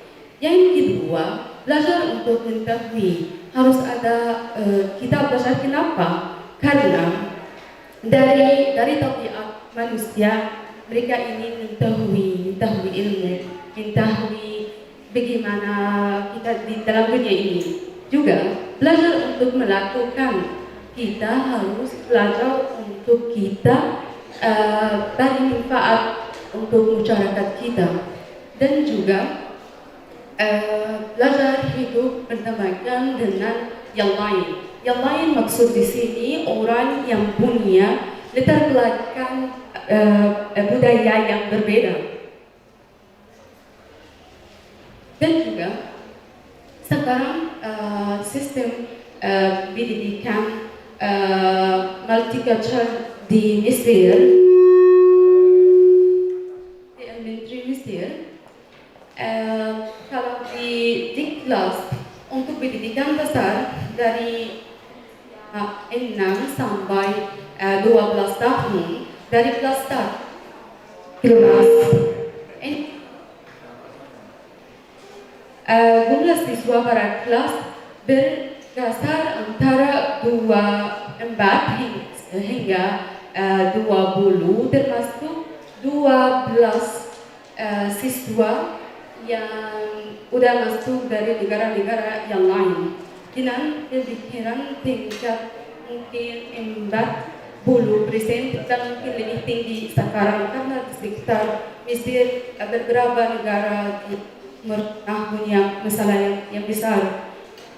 Terus dan belum pada tahap itu menjalankan hukum pendidikan yang relevan secara mulai dan berkomunikasi dan berinteraksi dengan lingkungan sekitar siswa. Siswa mengetahui hak dan kewajibannya dan membanggakan explore inovasi dan kreativasi dengan memakai cara pendidikan modern.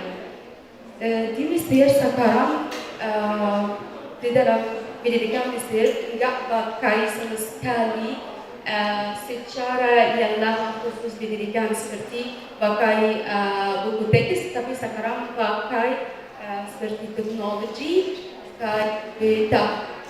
untuk juga supporting strategi dan sistem multicultural di Mesir itu membuat mahasiswa bisa lihat dan temui tentang budaya-budaya yang berbeda. Karena sekarang teknologi membuat dunia ini seperti desa yang kecil banget.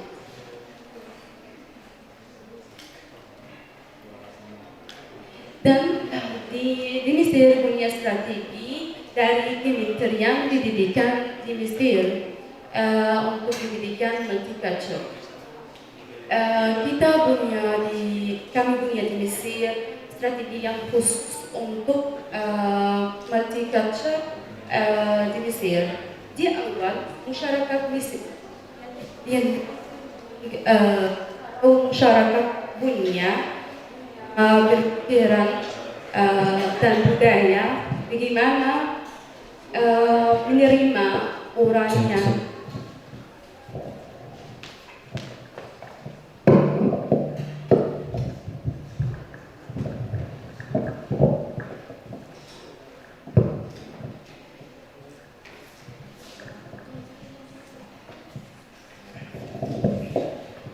Di awal masyarakat Mesir punya budaya dan berpikiran bagaimana menerima orang asing.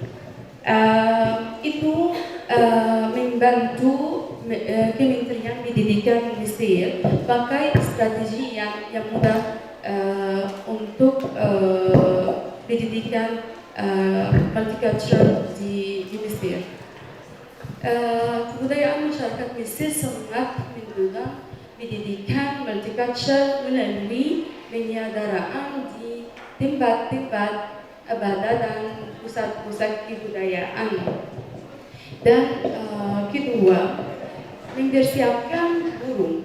Kalau guru nggak mempersiapkan untuk bagaimana dan secara dia menjelaskan beberapa topik di dalam kurikulum Mesir yang kuat dengan topik multicultural di kelas. Bagaimana dia bisa kasih informasi dan membuat siswanya punya merasa topik ini bukan hanya topik dari kurikulum, bukan hanya not just lesson, tapi itu penting banget dan serius banget. Di Mesir punya program khusus untuk mempersiapkan guru, leadership and management program to multicultural education in the classroom. Studi sesuai direkomendasi fungsi pendidikan multicultural dan warga negaraan global di bawah lingkungan Dewan Menteri Mesir dan PTT di Kairo tahun 2014. Yang ketiga, dan itu yang terakhir, mempersiapkan siswa. Siswa harus mempersiapkan beberapa hal. Yang pertama, persiapkan psikologi. Kalau mahasiswa yang baru itu udah masuk di negara atau masyarakat yang baru, pasti dia punya culture shock.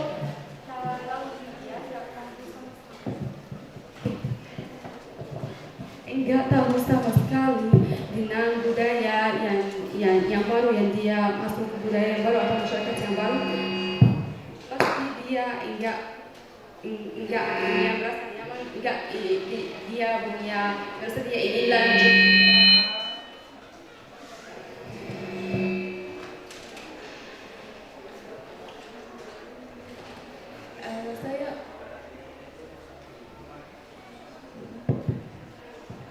Cek satu. Saya pernah di kelas saya ada siswa dari negara yang punya masalah. Negara ini dari Sudan dan dari Irak juga. Dan siswa ini punya masalah psikologi.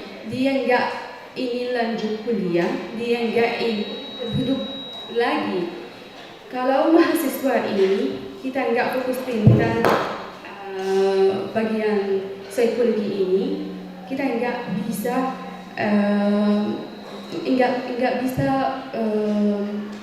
manfaat strategi multicultural di kelas, karena ada satu mahasiswa ini punya masalah seperti saya punya masalah ini dengan semua mahasiswa, karena mahasiswa ini enggak berkumpul dengan teman-teman kelasnya, dia enggak ingin kuliah atau dia ingin belajar lagi.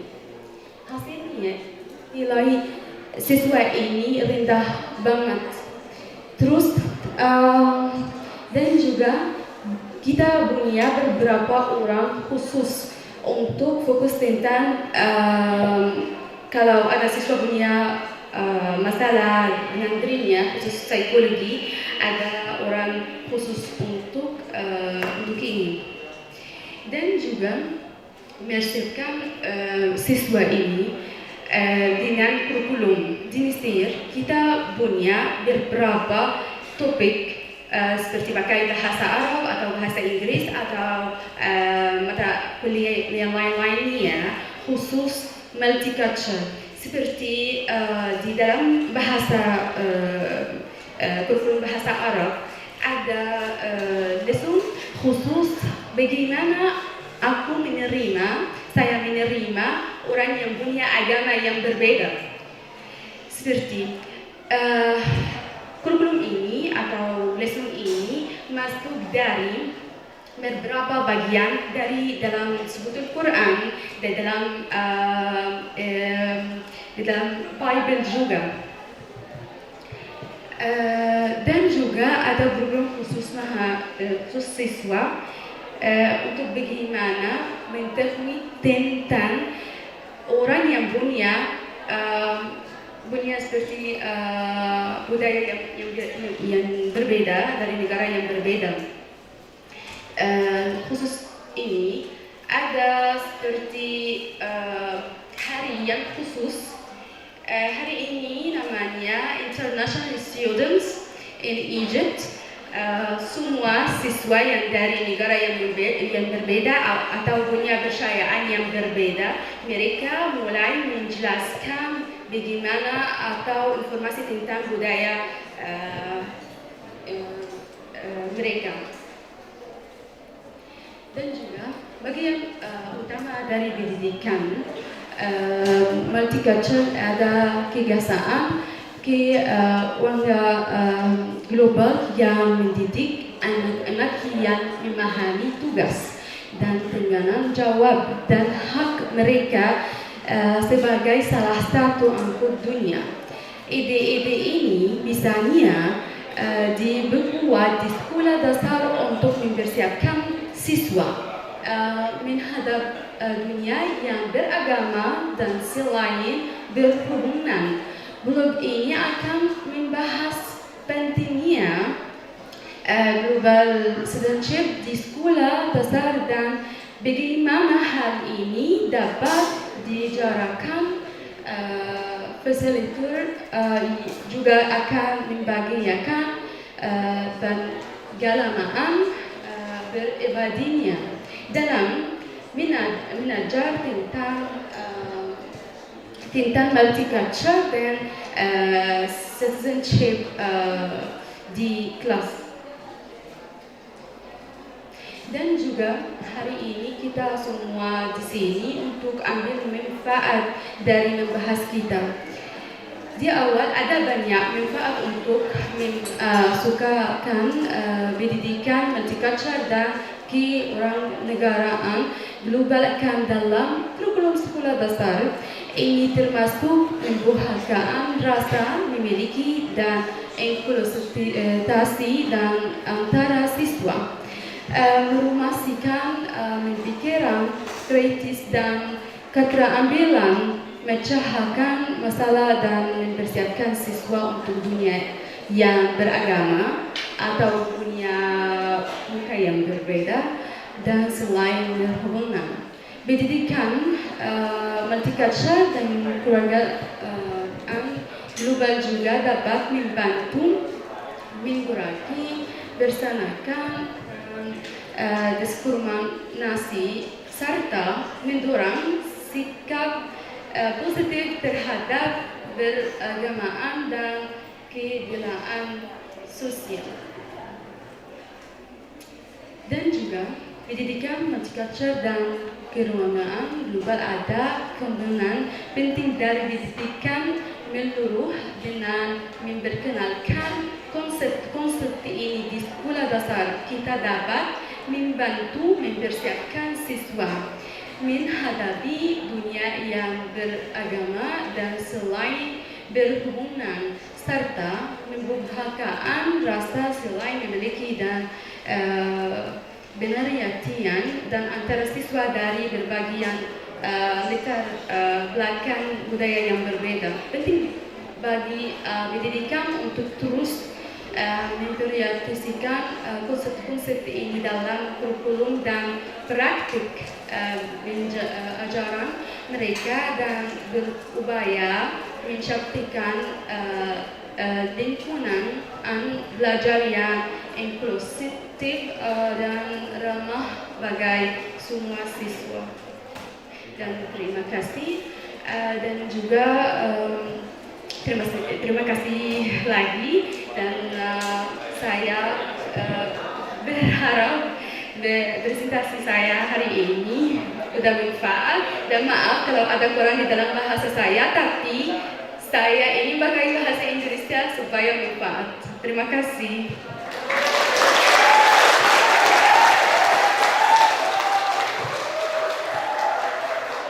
Ya maaf, saya sekarang putar video.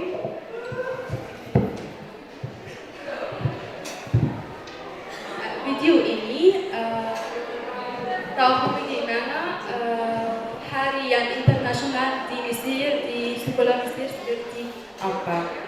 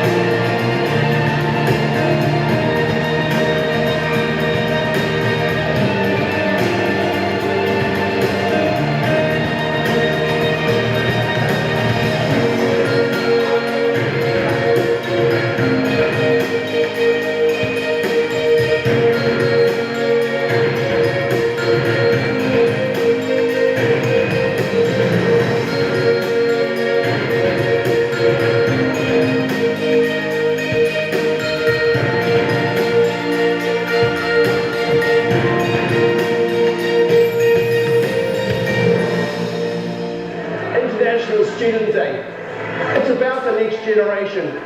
Setting up our children to understand that they've got their passion and purpose and they're able to fulfill their potential. It starts here. Our future is in their hands. So International Student Day is particularly important, and it's great to be able to celebrate it as our first International Student Day here at the Hamilton International School. Behind me we have lots of schools that our parents have worked so hard centered around food, because food's always important, to celebrate this really particularly special day. It's exciting, and it's great to say this is our first one, and we've got many more to come. Thank you.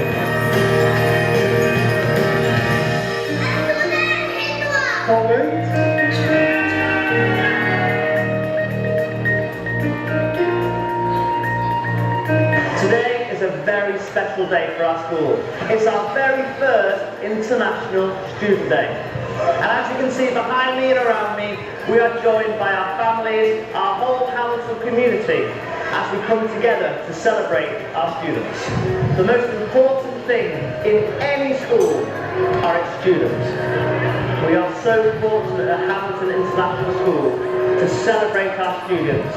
We're a diverse, inclusive, international school. Thank you, parents, for your support.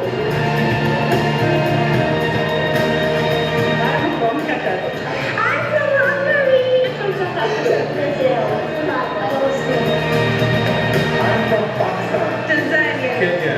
South Africa. I'm from Morocco. Nigeria. Kenya. I'm from Philippines. Jordan. Bhutan. Egypt. India. We just recently joined Hamilton. I'm so happy to be a part of Hamilton. Today was amazing. Congratulations to Hamilton School and all the parents. Oh, thank you, Hamilton. Really enjoyed it.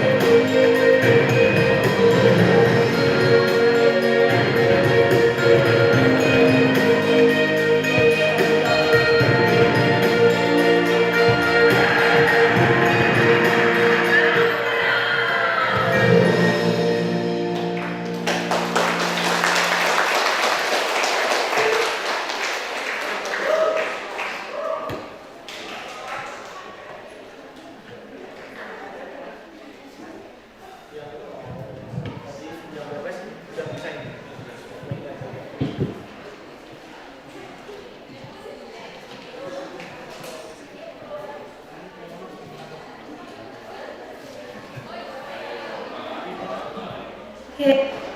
Thank you very much for Ms. Noha for the interesting presentation. Ladies and gentlemen, we'll move to A session. If you please raise hand and say your name.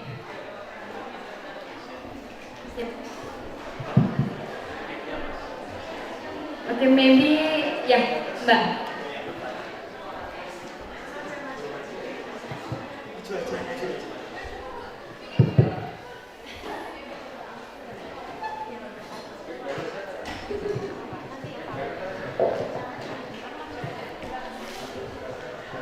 Pakai ini aja mas di depan. Pakai ini aja. Ya Mbak, you can. Oh, ditukar aja.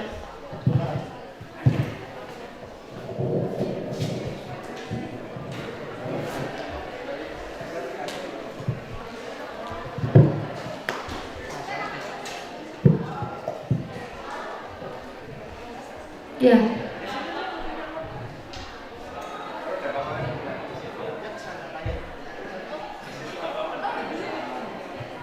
Oke, Assalamualaikum warahmatullahi wabarakatuh.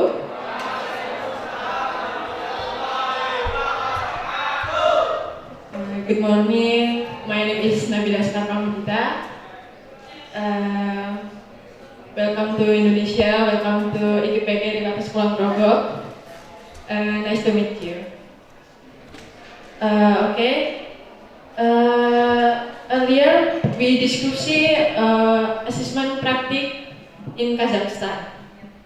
If the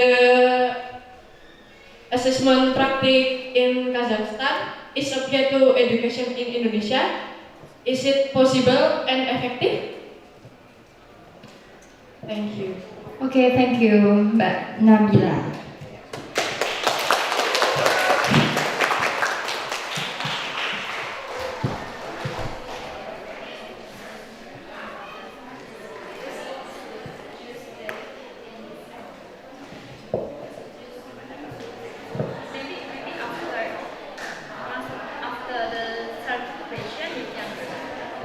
Okay, the next question, maybe? Yeah.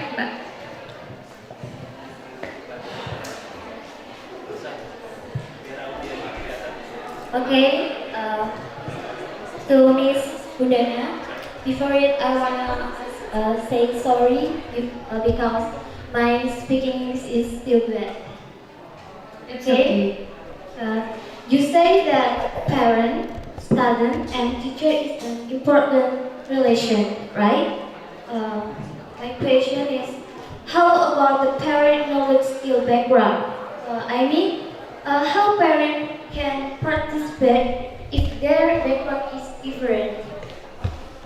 Is it clear?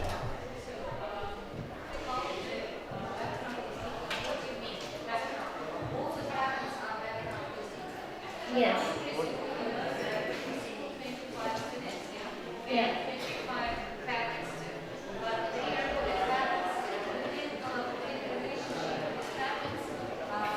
Before, sorry, Miss, can you? So, as I understand your question about the parents and the teachers' collaboration, yeah? Yes, of course. Relationship, yeah? Here, you know that in one classroom, around 30, 24 students, their parents also, yeah? 25 parents. In our country, we have got 4 terms. First term, it means that it consists of 2 months, the first term, 2 months. After 2 months, we will make a conference with parents, teacher, and student. So in this conference, we will give feedback for their child. For example, achievement of child, how the behavior of his child, yeah, like that. Of course, all the parents are background different, but here it's not affected. It's not affected.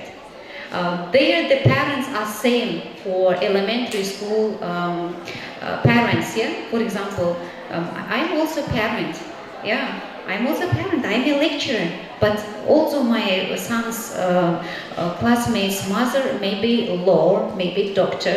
We can sit there, but we are as a parent there. We have to know our child's achievement, goals. How are they going? How are they learning? How are they studying? Like that. Okay, I got it. Thank you. Thanks to you. You're welcome. And the first question was about the effective assessment of Kazakhstan, and is it possible to Indonesia? Am I right? This question was like that, yeah?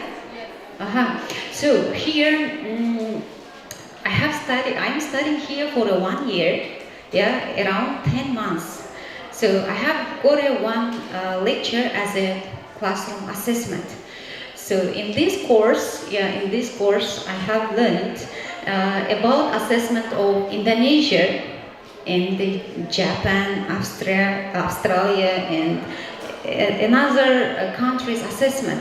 So I see here, I have studied in this lecture with Niken, author of Niken book.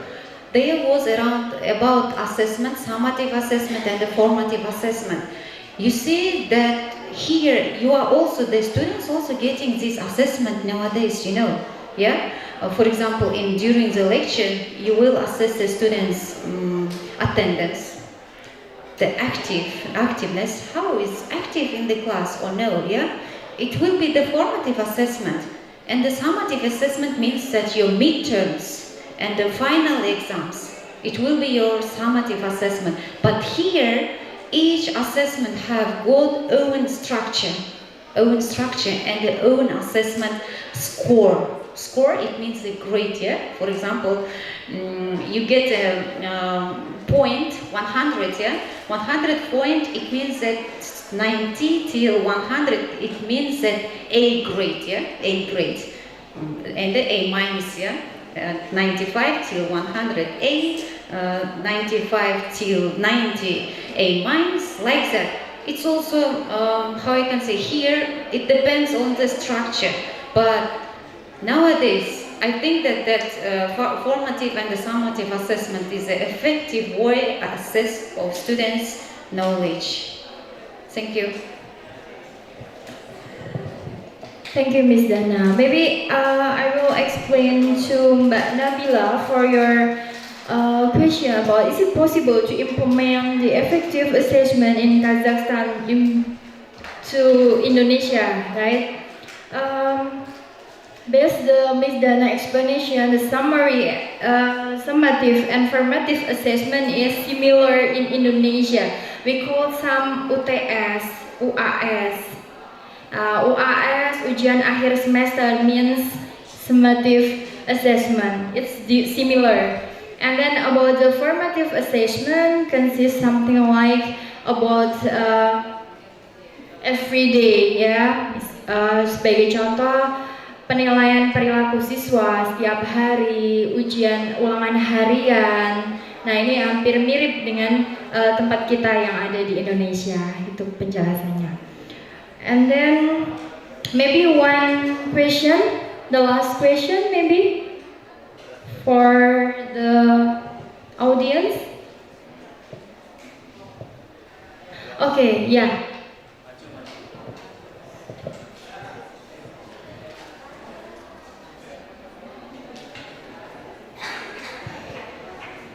Please say your name. Good afternoon, everyone. Good afternoon. My name is Ayurikita. In there, I will have a question for Ms. Noha.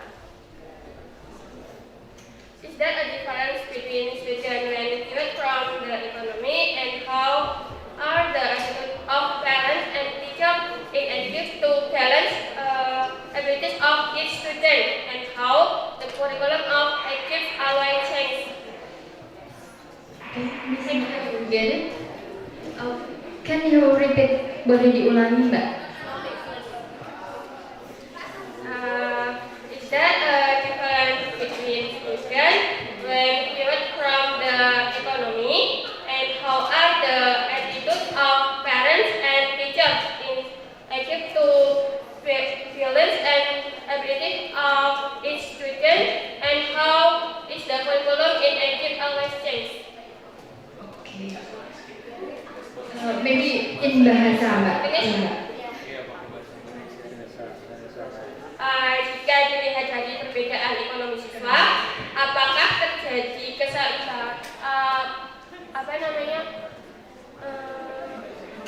perbedaan gitu loh? Ekonomi yang berbeda itu apakah ada perbedaan gitu loh? Terus gimana cara orang tua dan guru di Mesir itu untuk menyeimbangkan kemampuan para siswanya itu, dan apakah kurikulum di Mesir itu selalu berubah-ubah? Oke, ya. Terima kasih, Mbak. You get it, Miss Noh? Terima kasih tentang soal kamu, Anda. Oke. Di awal saya sudah mengerti kalau siswa punya latar belakang seperti orang miskin. Kalau ada siswa punya latar belakang orang miskin atau ekonomi keluarganya enggak tinggi atau baik. Di Mesir di awal dari uniform siswa di Mesir sampai semua hal khusus siswa ambil dari sekolah, bukan dari keluarganya di awal. Kedua, kalau ada siswa punya ekonomi yang lebih tinggi dari siswa yang lain, ada aturan di dalam kelas enggak boleh diskusi ini. Kamu lebih kaya atau Anda keluarga Anda besar banget atau terkenal, itu enggak boleh sama sekali diskusi di dalam kelas, di dalam aturan kelas. Kalau ada seperti ini, nanti ada seperti membahas dengan siswa ini enggak boleh, khusus kalau mahasiswa ini masih di sekolah dasar, karena sekolah dasar mereka enggak sadar ini mungkin enggak boleh atau kurang memahami ini enggak boleh. ya. Dan juga di dalam pendidikan Mesir khusus sekolah dasar sampai SMA, SMB juga gratis, nggak bayar untuk belajar di sekolah-sekolah di Mesir. Terima kasih, semoga menjawab saya cukup. Terima kasih.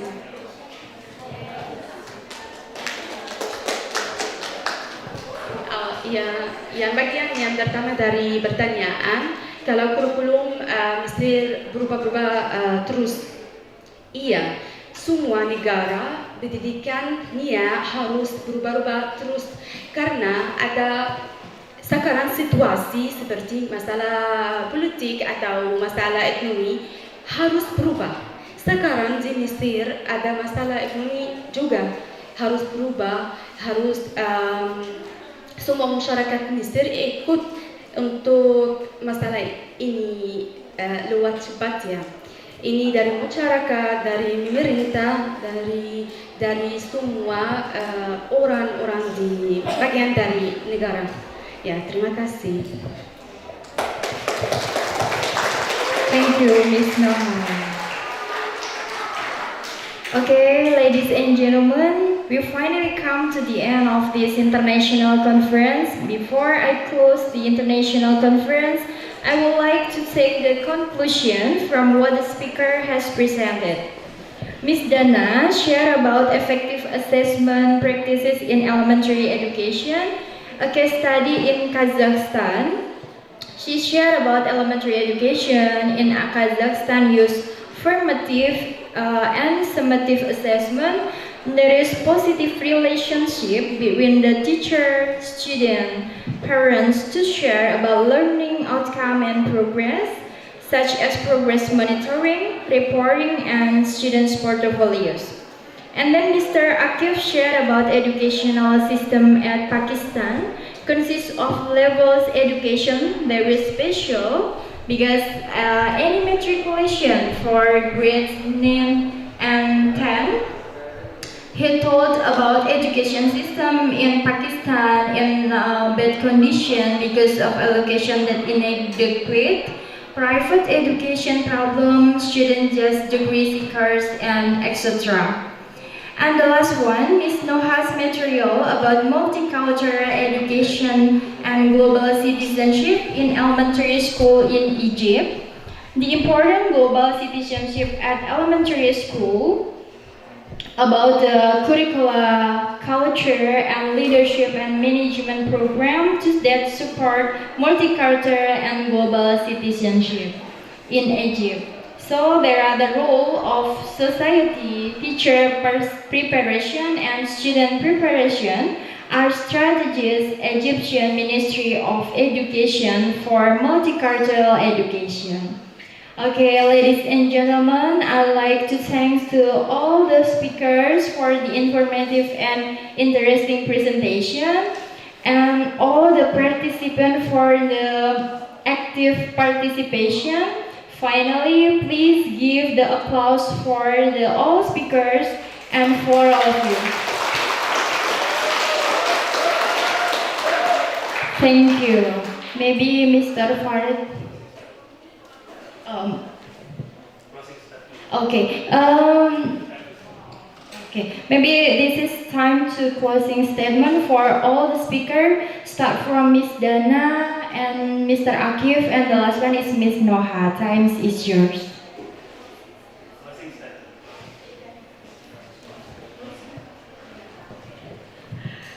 Thank you for this conference. I think that you get more information about in participating this international conference about Kazakhstan, Pakistan, and Egypt, and our Indonesian education also. It's great. We are so happy here having learning, studying our degrees as a master degree. I'm a doctoral degree. I'm so happy here having getting experience, having a more practice, and sharing my Kazakhstani education also also with you. Yeah, I'm so happy to organizing this conference thanks to you and thanks my colleague, Mr. Fadil and Miss Yola. Thanks for students also, for participants also, for your questions. I hope that you get more information about our countries.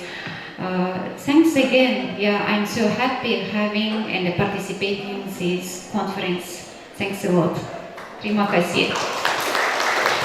Thank you. Mr. Akif.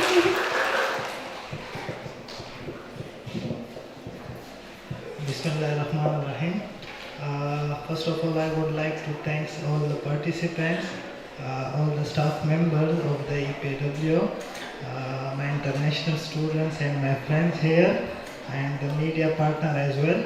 So thank you so much for listening our presentation and for giving us an opportunity that we can share something related to our country with you, and in return we are getting many things from you as we are in Indonesia. So I am very much happy that I came here, and I see the way people respect international students here, the way they share their culture with us, the way they guide us related to Indonesia or how to travel or how to do other stuff in Indonesia. I am very much thankful to all of you, and I think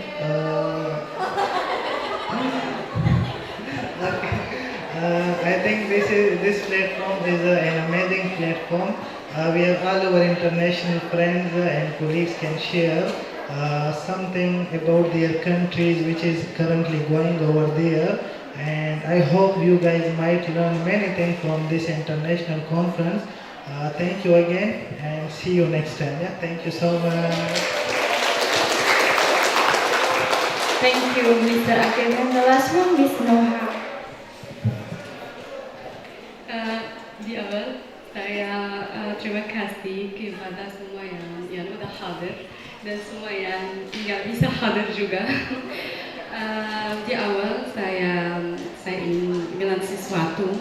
Alhamdulillah dari agama kita, dari Islam, dari tinta Rasulullah Sallallahu Alaihi Wasallam, itlubu al-ilm walau Fustin, artinya ini kita harus ikut ilmu walaupun ada di Cina. Kenapa ke Cina? Karena dari Timur Tengah, dari negara-negara Arab sampai Cina jauh harus naik seperti 5 pesawat. Dan saya ingin bersyukur semua orang yang hadir di sini, dan saya bersyukur untuk Tuhan saya udah hadir di sini khusus dengan masyarakat Indonesia dan mahasiswa Indonesia, masa depan Indonesia. Dan saya berharap insya Allah mahasiswa Indonesia lanjut kuliah terus dan rajin insya Allah, dan hasil ujian kalian insya Allah lancar. Amin. Dan semoga insya Allah kita semua ikut nasihat Rasulullah Sallallahu Alaihi Wasallam dan harus belajar dan kuliah terus supaya umat Muhammad Sallallahu Alaihi Wasallam sampai di masa depan terus insya Allah. Terima kasih lagi, dan semoga presentasi saya hari ini manfaat untuk mahasiswa Indonesia dan punya berpikiran yang baru dan terbuka untuk seluruh dunia, bukan hanya khusus Kazakhstan atau Pakistan atau Mesir, dan semoga insya Allah semua urusan kalian lancar. Amin. Terima kasih lagi dan sampai jumpa untuk ambil manfaat lagi. Terima kasih.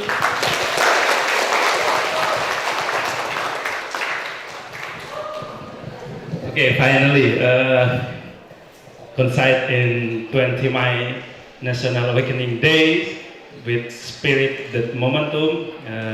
We are quality, equal, and equity for another country. So, especially for my student, don't feeling underestimate with another country. We are equal and equity. So, today we prove it, ya. Don't do the best and never stop learning. Thank you. Assalamualaikum warahmatullahi wabarakatuh.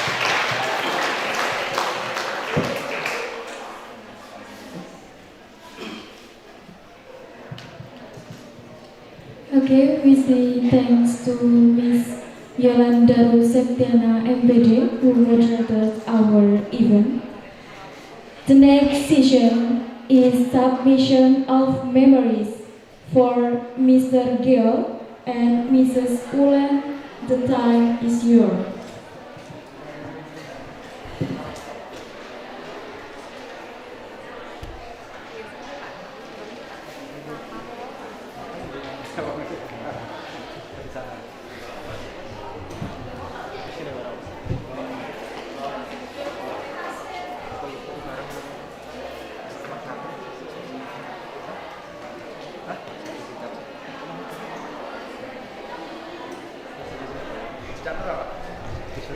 Bisa dulu di bawahnya, sederhana. Nah. Ya, foto dulu ya.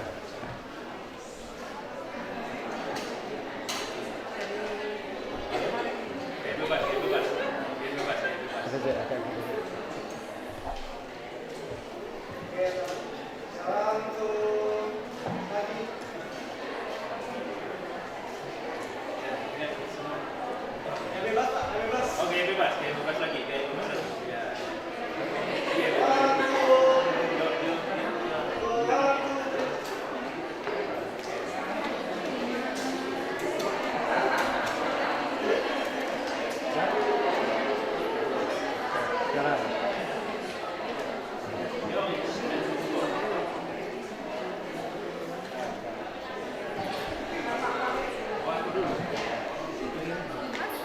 Mbak, tolong ditutup.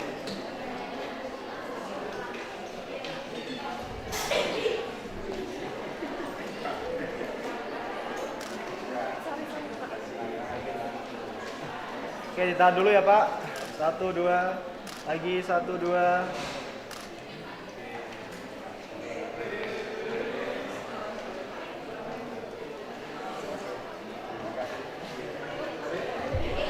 Lihat kamera Mas, bahasa Indonesia lah.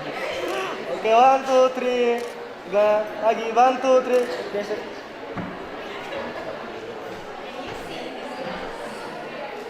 Lihat kamera ini satu. Share kamera.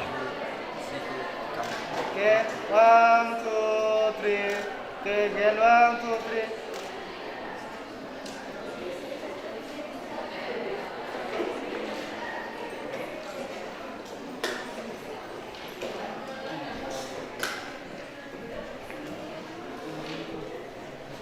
Ya, lagi kan? 1, 2, 3 lagi. 1 lagi. Oke, sip.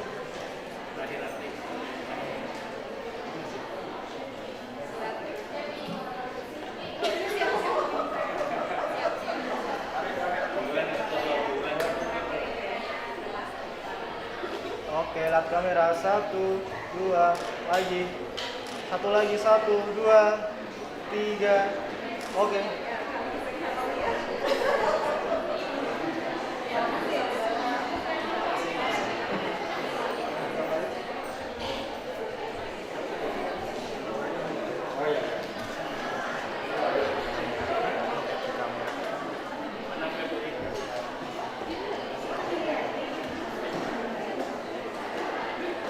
Oke, lihat kamera, tahan dulu.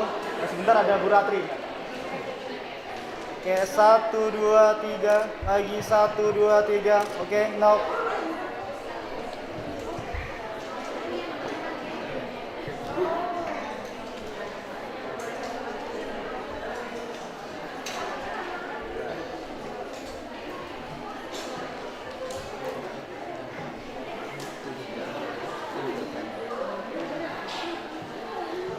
Oke, 1, 2, 3. 1, 2, 3.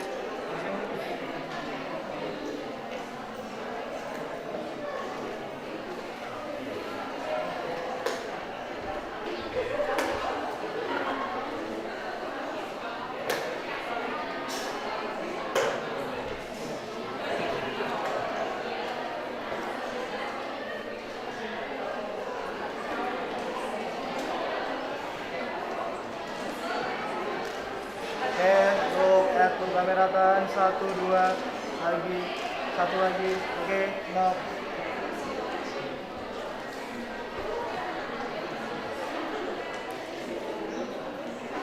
Satu dua tiga.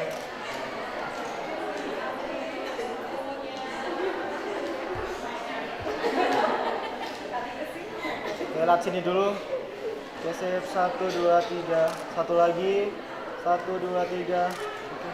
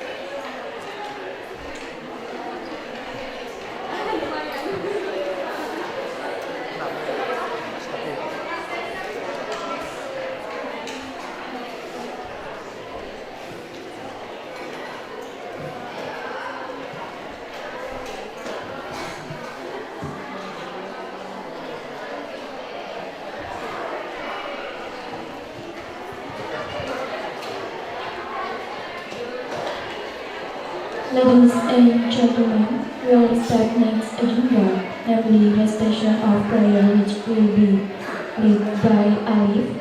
To Alif, time is yours.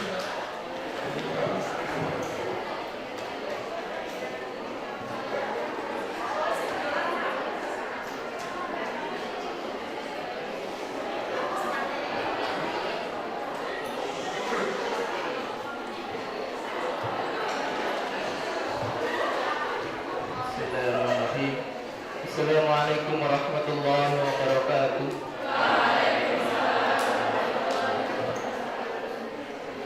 Bapak dan Ibu dosen yang saya hormati, teman-teman semuanya yang semoga dirahmati oleh Allah Subhanahu wa taala. Marilah sejenak kita menundukkan kepala kita berdoa kepada Allah Subhanahu wa taala yang telah melancarkan acara kita pada pagi dan siang hari ini, dan semoga Allah Subhanahu wa taala memberikan keberkahan kepada kita di dalam ilmu kita. A'udzu billahi minasyaitonir rajim. Bismillahirrahmanirrahim. Alhamdulillahi rabbil alamin. Hamdan syakirin, hamdan na'imin, hamdan yuwafi wa yukafi'u mazidah. Ya Rabbana lakal hamdu kama yanbaghi lil jalali wajhikal karim.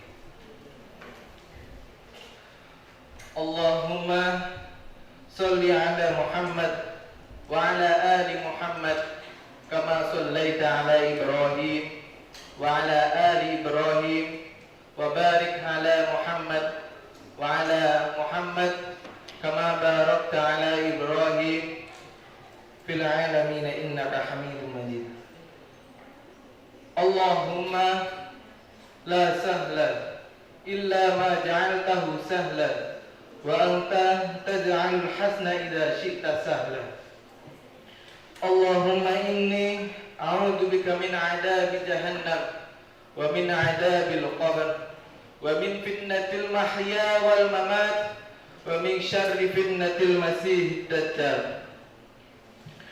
Rabbi nfa'na bima 'allamtana, Rabbi 'allimna alladhi yanfa'una, Rabbi faqihna wa faqih ahlana wa qarabati lana fi dinina tawassalna bita'allumin tawassalna bita'allumin. Antarzuqana al-wasi'ah wa antarzuqana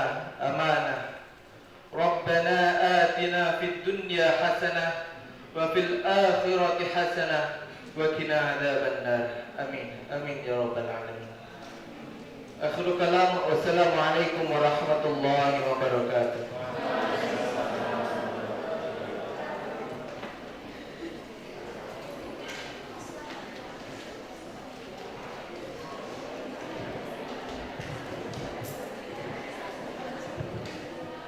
Thus, during recitation of prayer by Ali, we thank you. Ladies and gentlemen, we are reached the end of the agenda. Let us close the International Conference on Elementary Educational School 2023 with reading Hamdalah together. I'm Vianda Pramrita as the Master of Ceremony. Would like to thank the participation, and we also apologize if there are words or actions that are less pleasing. That's all from us. Thanks for your attention and good day. Wassalamualaikum warahmatullahi wabarakatuh. Diumumkan kepada seluruh mahasiswa untuk tidak beranjak dari tempat duduk terlebih dahulu karena ada door prize dari panitia.